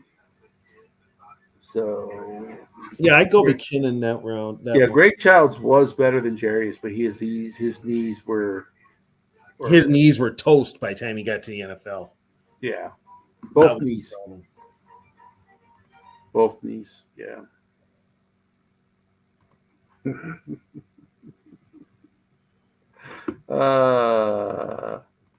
Night, Mama. Night, Mom. Yeah, I like I said, PTSD, man.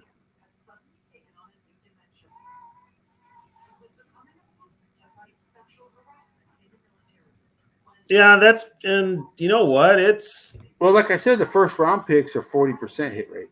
yeah. So I mean, it's the draft is a crapshoot anyway. So you know, the these players even make. quarterbacks that are coming out this year, we don't know which one's going to end up being the best. If people would have known that Patrick Mahomes would have been Patrick Mahomes, he wouldn't have went 10th. Right. That's All very right, so true. 2015 was Trey Wings, Eric Kendricks. The next guy is I don't know. This was a good draft. Trey Waynes, Eric Kendricks, Daniil Hunter. The next guy was not T.J. Clemens. Michael Pruitt, Stephon Diggs, Tyrus Thompson, B.J. Dubois, Austin Shepard, and Edmund Robinson. So this one's kind of hard to pick who I want to say Daniil because he played with Minnesota longest. I'm gonna say Daniil. Daniil.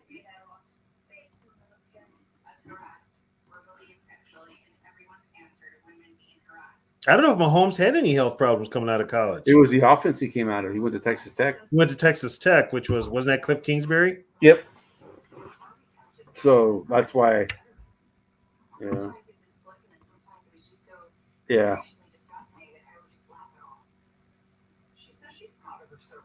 Yeah. True. You can't do predictive models like you can with the stock market with football because they're humans. Yeah. Exactly. But yeah, that was a pretty good draft. Trey Waynes, Eric Kendricks, Daniil Hunter, Stephon Diggs. All were very important to Zimmer's defense. Yeah. You know. And Eric Kendricks just signed with the Cowboys. Yeah, he's playing with Zimmer. He turned down I forget who he was going to sign with first, and then he went and signed with Dallas. I thought he didn't like Zimmer because he didn't say hi to him in the hallway. Yeah, that's what I thought. That's why I was kind of thrown off when he signed with Zimmer. Then they went backwards again in 2016. Who do we take in 2016? Laquan Treadwell, Mackenzie Alexander. That was Laquan Treadwell was 2016? Yep. I thought he was 2017. No, 2017 was Dalvin Cook. Okay. Yeah, 2016 was Laquan Treadwell, Mackenzie Alexander, Willie Beavers, Kendrell Brothers, Moritz Bullringer, David Morgan, Stephen Weatherly, and Javon Curse. Or J. Ron Curse. J-Ron's still playing. He was in Dallas. Yeah, but he didn't play with Minnesota very long. No, he only played 4 years. I'm actually surprised David Morgan didn't play longer, but I think he got hurt. Morgan got hurt. God, this is another draft where there's no steal. I can't put any of these guys in that tier. No, I can't either. My God, I can't either. 2016 is awful. Jesus. It happens though, guys. It happens. Mm-hmm. And then 2017 is 2017 is when Spielman went crazy.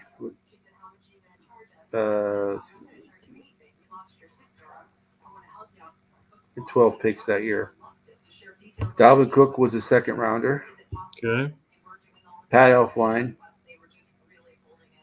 Jaleel Johnson, Mr. Meathead Ben Gideon, Rodney Adams. He's a great dude, but he just couldn't cut it. Danny Isadora, Bucky Hodges, Stacy Colley, Efedemi Obenado, Elijah Lee, and Jack Tocho. It's got to be Infetti, right? The unsung? Well, because Dalvin Cook was supposed to be a first round pick. No one knew where he fell. Yeah, and he got hurt. Yeah. Elfline was fine till he got hurt. Yeah. But Abednego played 5 years. He's played in 55 games. He played 11 games a year for a 7th round pick. Yeah, he played good. He was decent. I don't know if he's the same category as the other guys, though. No, we really don't have anybody in that draft either that was a steal. Nobody. If Dalvin Cook wasn't picked first, he definitely would be, but he was picked first. Yeah, so and he didn't have the same impact that Moss had. No. So. Yes, skip that one too. Nobody there. They got players that ended up playing on the defense. I mean, Zimmer used all his defensive guys, but yeah, they weren't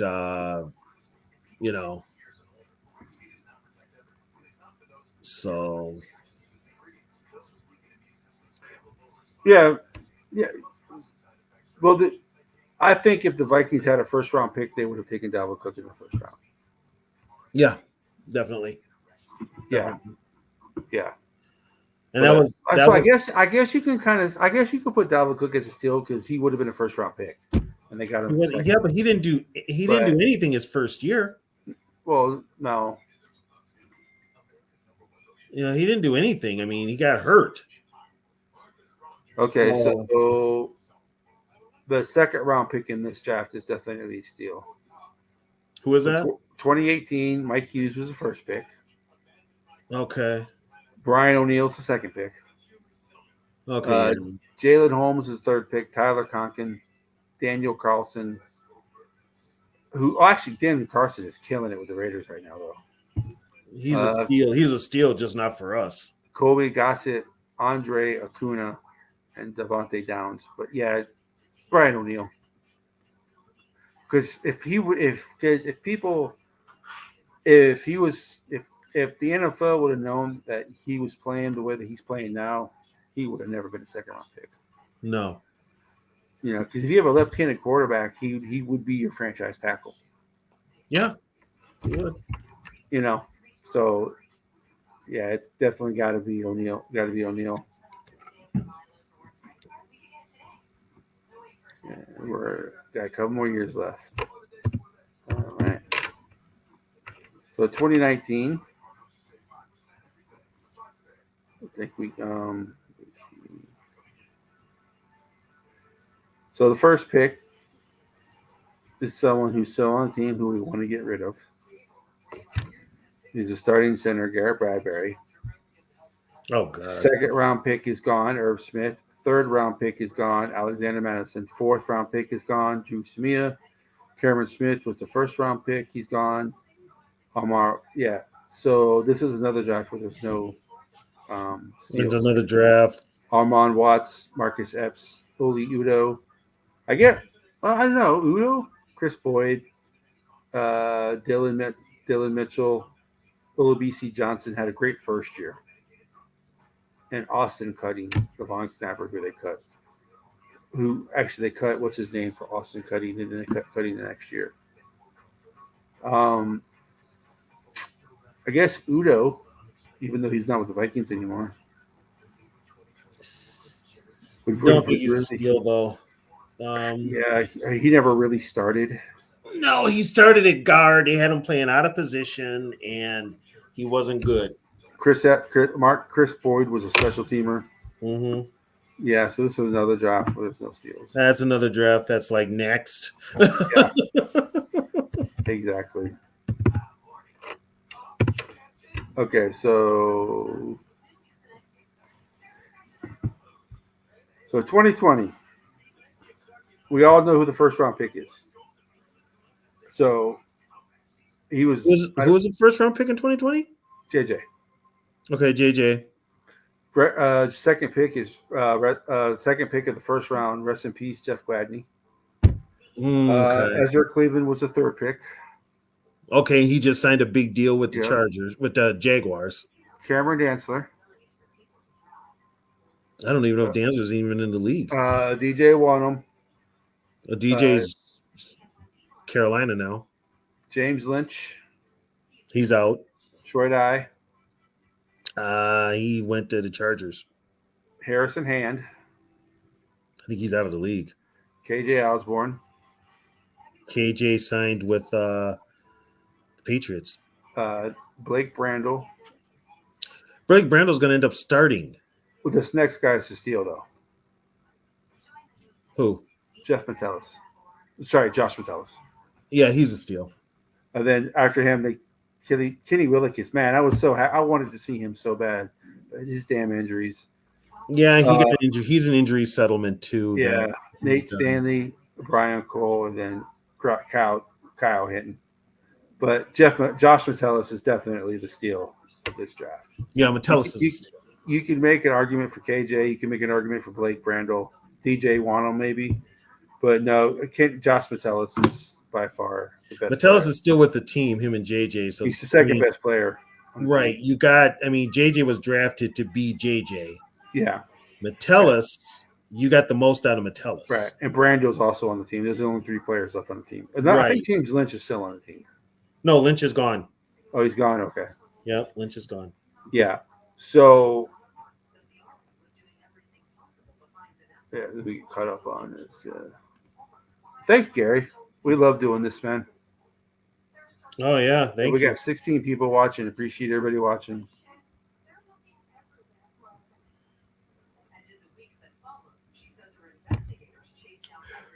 Yeah, but he probably will be gone, Orpheus. I like him too. But yeah. Yeah, George, that's definitely an A++. Yeah. And that was what, 20? That was 2020. That was Spielman's last draft, I think, right? No, 2021 would be his last draft. Yeah, that's right, because 2020, that's right.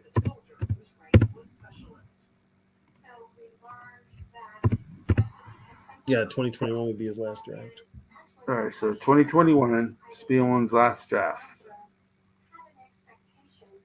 The first guy is not a steal because he was expected to be the player he is, and that's Christian Darrisaw.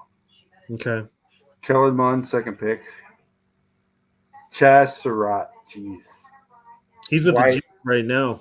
Wyatt Davis, who's the son. If you guys ever seen Unnecessary Roughness or the program, the guy that played the linebacker in the program, and the guy who played the receiver in Unnecessary Roughness is Wyatt Davis' dad, Dwayne Davis. Yep. Patrick Jones, he's still on the team. Patrick Jones still on the team, yeah. Kenny Iwangu, Cameron Bynum, Jamarcus Robinson, who got cut, and I think he went to the Falcons. He played for the Falcons, I think, right? Who? Demarius Robinson. And then I think so. Yeah, I think so. ISM. Yeah, he was with Yeah. I forget who. And then Zach Davison, the guy, he was a punter plus tight end. Yep. And then Jalen Twyman, who unfortunately got shot and never really had a chance. Um, gosh, it's got to be Cameron Bynum, right? Can't bind him. Or Patrick Jones is serviceable, but he's not a starter. You know what? I haven't seen anything out of him to make me say he's a steal. Right. But Bynum is Cameron Bynum, Bynum's definitely a steal right? because he starts because Mhm. they use three safeties. Yep. So Bynum's definitely the steal. Especially because they got him so late. You know what, George? I think Marset is with the Chiefs. I think he is. Yeah, he's with the Chiefs. He's a healthy scratch. Yeah. No, see, with the change in the kickoff rule, He's Nwangu valuable has again. a job. Owanku has a job now. Yep. And, Nwangu has a job. and by the way, I think the Vikings knew this rule change was coming. That's why they signed that kicker. That's why they signed Romo, the kicker from the UFL. Yep. That's why they signed Romo. Yeah. Because you get the ball at the 40 if it goes through the end zone. I mean, come on. Mm-hmm. Or to 35, I think. Still, I mean, that's too much. Yeah, it's already bad enough. It's an offensive league. Well, they've made it worse. He took away the hip drop tackle. I mean, how are you supposed to bring these guys down now? Yeah, you can't tackle anymore in the NFL. It's a joke. So, Mullins. They're talking about Hall. They're talking about Hall getting cut. Hall's cheap though. So's Mullins. He's only on a 1 year. I mean, he's not much. I mean, Mullins is making vets minimum. All right, so 2022. Lewis ain't seen him. Andrew Booth. I hate to say it, but the next guy actually might be the steal. Ed Ingram. He's not the steal. Brian Asamoah. Caleb Evans. Edzi Wamo. You probably can say his name because he's a UM guy. Otonomo? Yeah. He's he's in Jacksonville. Ty Chandler. Verdarian Lowe, who's in the Patriots, I think. He's in the Patriots. Jalen Naylor. Oh, God. And Nick Muse. You know what? Nobody in that freaking draft. Ingram was our best interior offensive lineman. If your steal of the draft is Ed Ingram, I can see why people don't have faith in Kwesi. Ty Chandler, we don't know yet. He could end up being the steal of the draft. Well, yeah. If the Vikings ran the ball, we'll never find out. He's got some wheels. He can play, but the fact that O'Connell doesn't run the ball, I mean, that's discerning. Very discerning. I mean, well, last year's draft was better. Well, the second round pick, in my opinion, isn't early. I mean, it's still kind of early, but Addison is who we thought we were getting. Mm-hmm. Blackman is playing better than I thought he would, so I think he would be the steal right now. But it's like I said, it's too early. Jay Ward can't stay onside. Jalen Roy, we'll find out this year. Right. Jaron Hall. And then Dwayne McBride. Yeah, missing in action. Yeah, so I mean, this one's too early to tell, but that 22 class, my God. Yeah. Oh my God. So I can see why people don't have. I can see why people don't have trust issues. No. Trust issues. And I'm a little worried with this draft coming up too about them reaching for a quarterback. I am. I ain't gonna lie. Ponder 2.0. Well, I say that because there's nothing in KOC's coaching bio or anything he's done that's proven to me that he can develop a quarterback. He's always been with McVay, and whatever quarterback that McVay has had, he has rode the coattails. KOC's rode his coattails. KOC, just in his play calling, hasn't proven anything to me. So we're going to trust this guy with the future franchise quarterback? We don't know. Like we got Freddie in here saying Drake May is that dude. He may very well be. He could be. I'm going to tell you something, though. May did not impress me from what I saw in the games I watched. But that's just me. He didn't impress me. But let's all agree that if you want Drake May and they take JJ, let's all support the new quarterback. If they take Drake May and you want a JJ, or if they take JJ and you want a Drake May, or whatever the scenario is, let's all be like, this is our guy. Why I'm cheering for whoever the quarterback is? Because he's not Kirk. It's not Kirk. So whoever they get as a quarterback, you're going to have some growing pains with them, but you've got, you're going to have to do it eventually, but you're also going to have more money now to put towards other parts of the team. And the thing that gets me is that there's another YouTube channel called TPS Sports.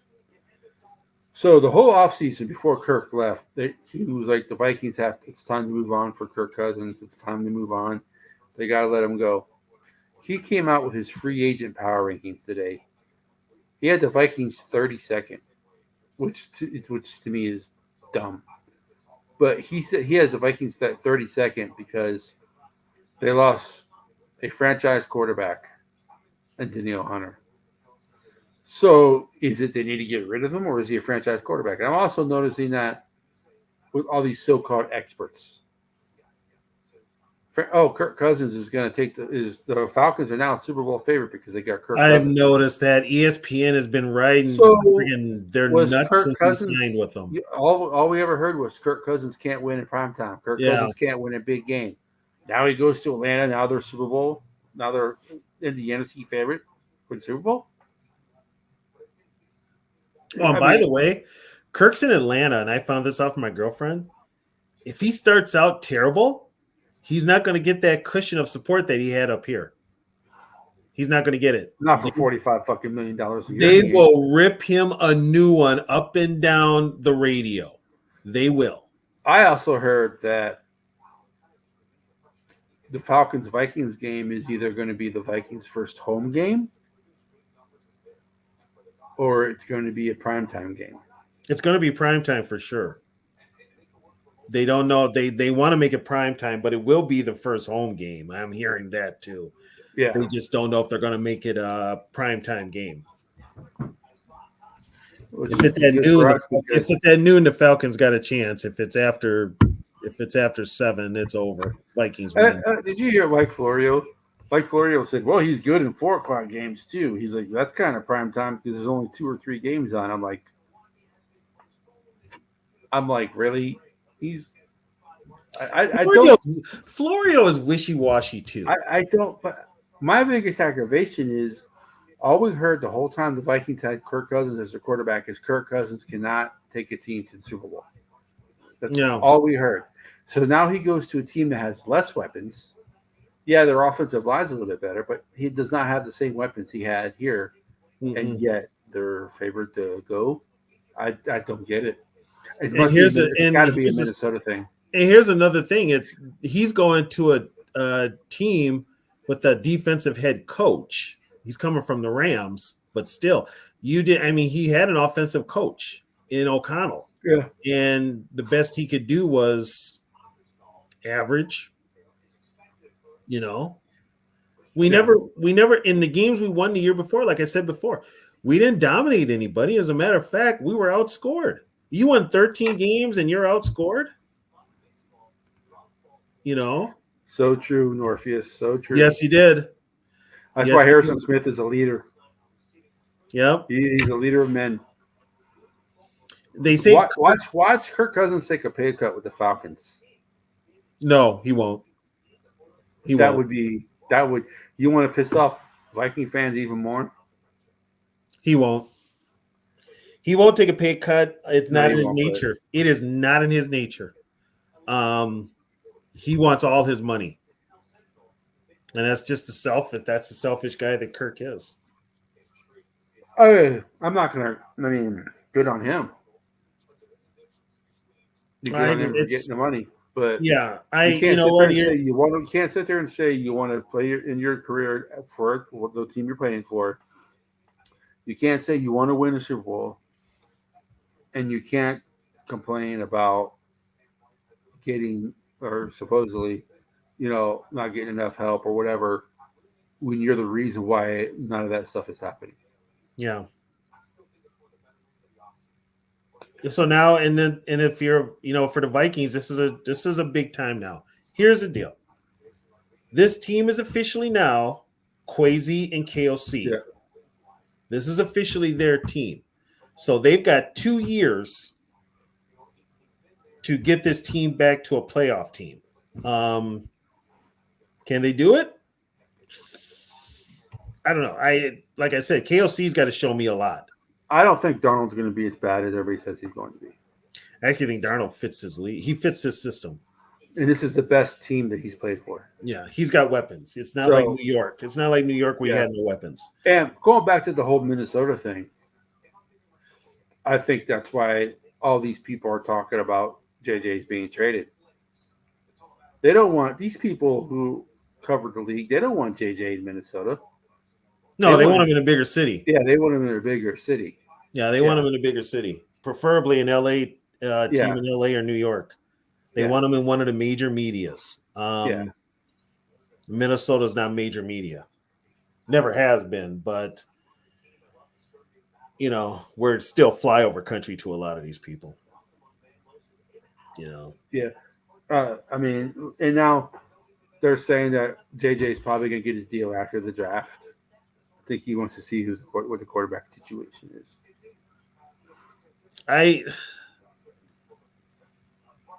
Okay, but granted, you're a receiver. You shouldn't really have that much of a say. But you shouldn't have that much say so with any team. Period. I think because the team goes on when you're gone. You're not you leaving is not going to kill the team. Yeah, the team's going to struggle probably, depending on your position. But team has ever just completely, went kaput because one player's gone. Yeah, even losing a quarterback, the Vikings are not the worst team in the league. No. Some people like to think. Some people, like to think they might be, but they're not. No, they're not even close. But like I said before, here's a problem with changing the kickoffs. I'm fine with.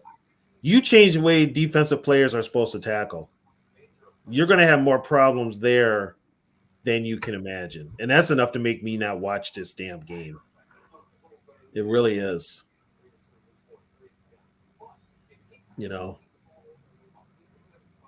Well, and here's another thing too, Gary. Kirk is going. Well, that's why Green Bay doesn't have cheerleaders. They can't find women with teeth. What, they ain't got a friggin' dentist over there that can put some dentures in their damn mouth? God, get them some implants. Fuck. Jeez. And the thing is, Kirk right now, they're probably less desirable in Green Bay if they have teeth. Oh yeah, because they look human. Scrapage. Yeah. Lot lizards aren't good. That's why lot lizards don't have teeth. That's why I don't fuck with lot lizards. There's male lot lizards now too. I didn't know that. Are you serious? Yeah. Oh, gross. Gross. I think Daniel McDaniel still lives in Minnesota. Yeah, he still lives in Minnesota. He's a teacher or a school superintendent or something like that. So, yeah, thank you for watching, Lord. Appreciate you. Thanks for watching, Lord. Have a good night. Make sure you guys check out Lord Duncan's show, by the way. His show is pretty cool. Yeah, you're right, Freddie. Kirk couldn't win a UFL championship. They start on Sunday or Saturday too. I am going to the Brahmins game on Sunday. Okay. Yeah, I'm gonna watch it. My sister in law is a lawyer. She's got connections. I think we're like 4 rows up. Okay. Tickets for free. So Cool. Hey, it's football. hey, yeah, it's football. I went to a couple of Commanders games when the AAF was around. Those games were pretty cool too. So it's football, Yeah, it's football. and it's higher. It's in between NFL and college, so it's not bad. No, You know, it's just minor league football. That's all it yeah, is. It's just minor like league. watching AAA baseball. Yeah, only they play. It's not indoor football. They play real football. Right. Well, it is indoor because it's the San Antonio Dome, but yeah. Yeah, but it's legit football. Yeah. Oh, so what you're saying, Yogi doing legit football? It's football.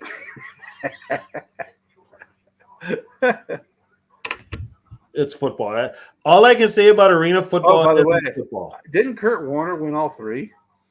Didn't Kurt Warner win the World League of American Football, Arena Football, and an NFL champion? Because I know he won a championship. I know he won in the AFL because he won with the Iowa Barnstormers. He was the Iowa Barnstormers. They won a championship. Did Barnstormers? I'm not sure if the UFL. I'm not sure if in Europe, if he won. He played. No, he didn't in Europe. He didn't. Because he played for the Scottish Claymores. Yeah, that's right. Mm-hmm. Claymores never won. Yeah.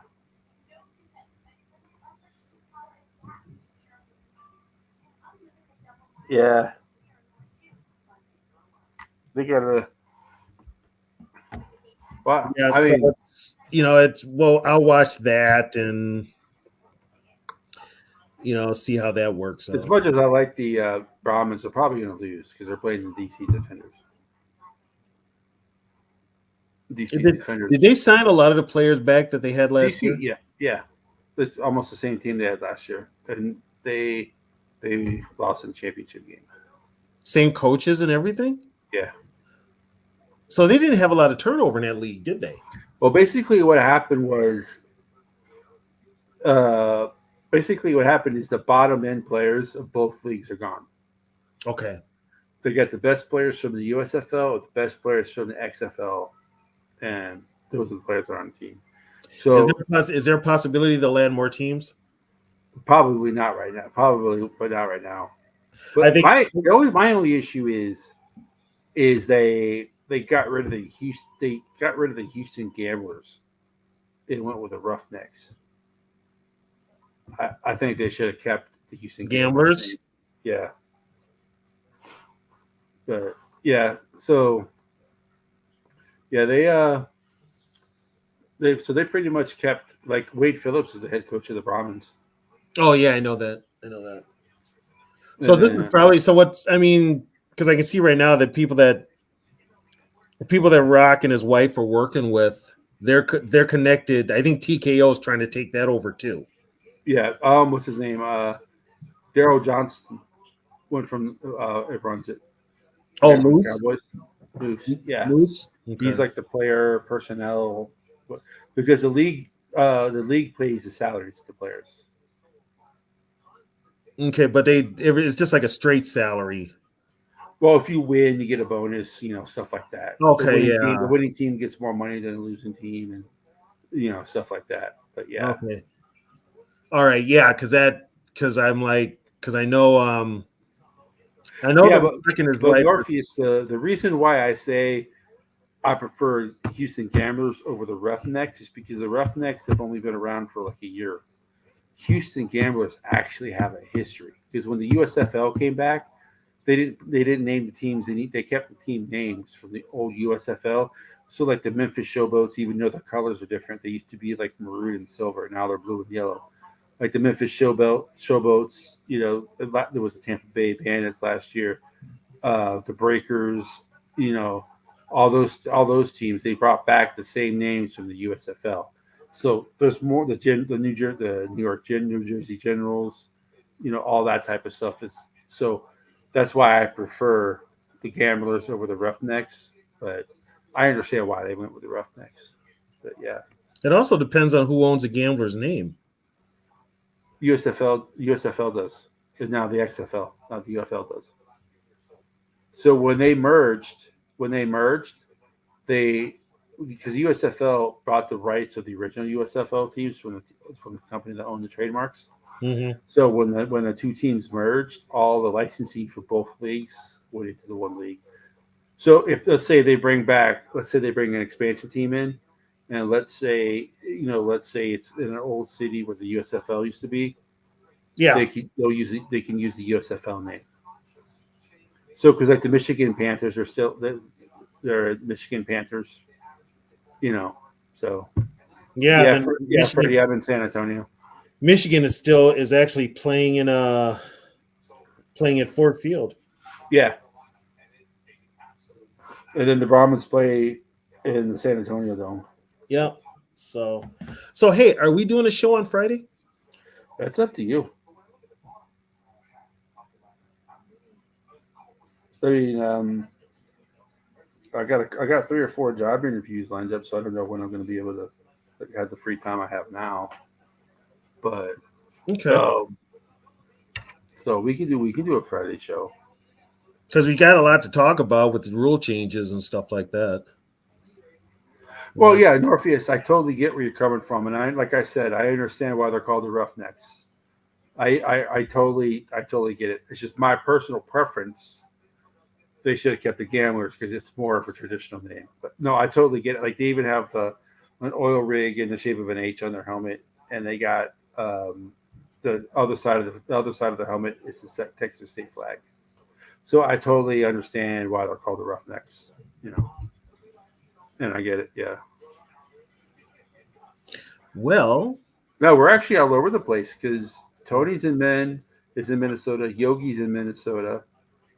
Um, the JJ Vikings is in Massachusetts. Uh, Dave is in Florida. I'm not sure where SK is, but Rap is in California. D Woods is in California. One Bar Olympic they're in Minnesota. Uh, Dave from First and Skull, who does the show with Tyler, is in Austin. I'm not sure where Tyler lives, but yeah, we're all over the place, man. Yeah, yeah, Minnesota Myth, but Yogi, who's the other content, is a Harbor Monsters, a Duluth Harbor Monsters. It's another indoor football league. There's like 9 indoor football leagues. yeah. Yeah. A guy I played high school ball with is affiliated with the So SK's in California too. Okay. Minnesota Myth. So um yeah, Mike is in Philly. Raps Yeah, in Mike South Sports Carolina. Fives is in Philly. Yeah, Yeah. Raps in South Carolina. Oh, I So thought. See, they said SC. So when they said SC with rap, I was assuming they were talking about Southern California because everybody else who was no, he said he's in Carolina because he talked about hurricane season with somebody. And he said he mentioned I got to ask him where he's at in Carolina. huh? I got to ask him what city. Yeah, he's in Carolina. Yeah, So old school Roughnecks, Wichita Falls. Yeah. Well, that's why the Houston Oilers had the old uh, Derek on there. Derek on their helmet, Yeah. which we're gonna see because rumor had it that the Texans were gonna bring some sort of that blue color back to their uniforms. Now it They are. sounds like they're not. No, they are. It's on their alternate uniform. Their alternate uniform. Did they put the horns on the jersey? I mean, are they really that retarded to make those? Yes, they put the Who horns is on the helmet. who is designing this crap? Well, the helmet is identical. They didn't change anything with the helmet. The colors are exactly the same, except for the numbers on the uniform being red. They're blue.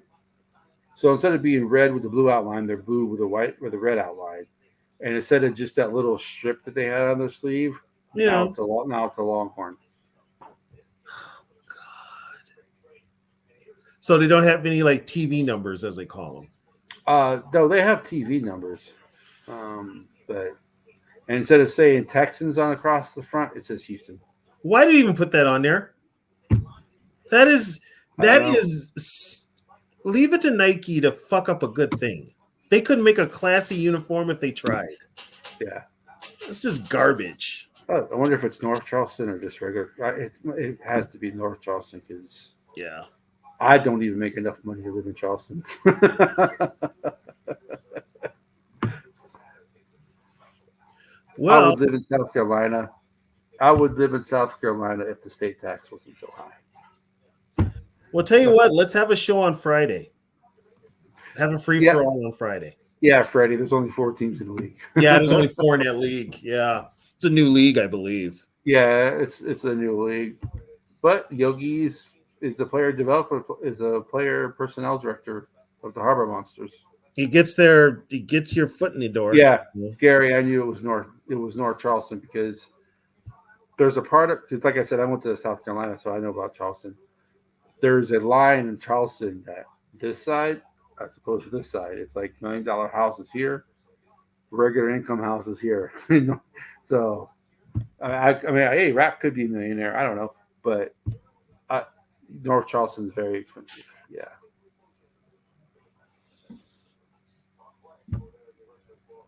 Yeah. Oh wow. Yeah, I don't know if you guys have ever been to Texas before, but when they say the high school stadiums are bigger than some college, they literally are. Yeah, So they are. It's ridiculous. it's, I mean, the high school that's by me is Alamo Heights, and I think their seating capacity is 10,000. There's some colleges that don't even have that. Mm-mm. So yeah, Yeah. yeah, Gary, I know rap does very, very, very well. I know that, but like I said, Charleston is like what's that? What's that lake that everybody lives in Minnesota? All the rich, like all the Minnetonka. yeah, like like that really famous DJ, all that. Charleston is that's part of Charleston is there's like a place it's called Rainbow Row where the houses are built. It's painted the same way they were back in the 1700s. Those are like $2 million homes, and that whole area is like $2 to $3 million. It's ridiculous. Yeah, I could be wrong, but you know, Right. I mean, I only know rap through YouTube. I don't know him personally, but yeah, yeah, it purifies people. Oh, but by the way, that's Lake not Minnetonka doesn't do a goddamn thing to people but make them sick with all the algae it's got. It don't but purify a goddamn thing. by the way, that's not Lake Minnetonka. Yeah, the lake. Yeah, no, she was down by like Minnehaha Falls. Yeah. So, well, hey, let's wrap this up. Yeah, I'm in Alamo Heights, Gary, uh, which is right off of Broadway, which is going down. I'm probably if I take Broadway straight to downtown because of all the stoplights, I'm probably 15 minutes away from downtown. I'm right off of 410. I'm in North Bear County, uh, so Alamo Heights area. It's the old part of San Antonio. The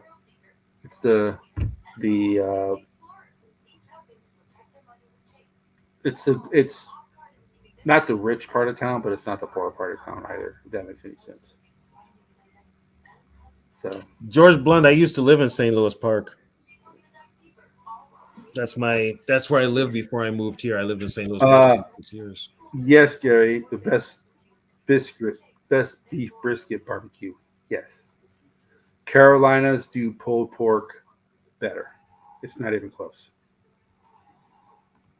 Before you end the YouTube thing.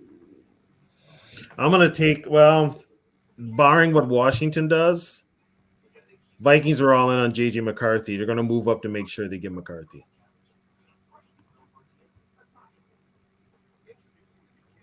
Winter Roadworks. Yeah, Gary, I've been to Salt Lake. It's about 40 minutes north of me. It's just outside of Austin. um, it is actually one of the places that was actually like on Food Man versus Food, like one of those cooking shows. Most of those places do not live up to the hype that they're on the show. Salt Lake is one of those places. So if you guys are ever in that area, you should try Salt Lake. But going back to that, going to that question, we'll definitely talk more on Friday. Mm-hmm. I got a lot to say about the rule changes too. So yeah. So as of right now, I just want them to take a quarterback. I don't know if they trade up to get one or if they stick at 11. But I don't know. I am not as high on Daniels as everybody else. But if they take Daniels, I'm not going to complain. But Caleb Williams is probably the best. I would be happy with Drake May or JJ. Those are the two guys that I'm going back and forth on. But if they take any of the guys, I'm not going to be upset. So, yeah. Well, we appreciate you guys joining. We tried to stay under 2 hours, but I got talking about we never do. If we do, yeah. Remember when we first started this show? Oh, we'll keep the show to an hour. Yeah. Yeah, that was. I don't think we've had I think we did finally do a show that was like an hour and a half. Yeah, I think it was 2 weeks ago. 2 weeks ago, yeah. Yeah. And everything else has been over 2 hours. But for everybody that's still with us, thank you. Yeah, appreciate everybody. Support. Especially for somebody like me who all I do is run my mouth about Viking history. What up, Viking Jerome?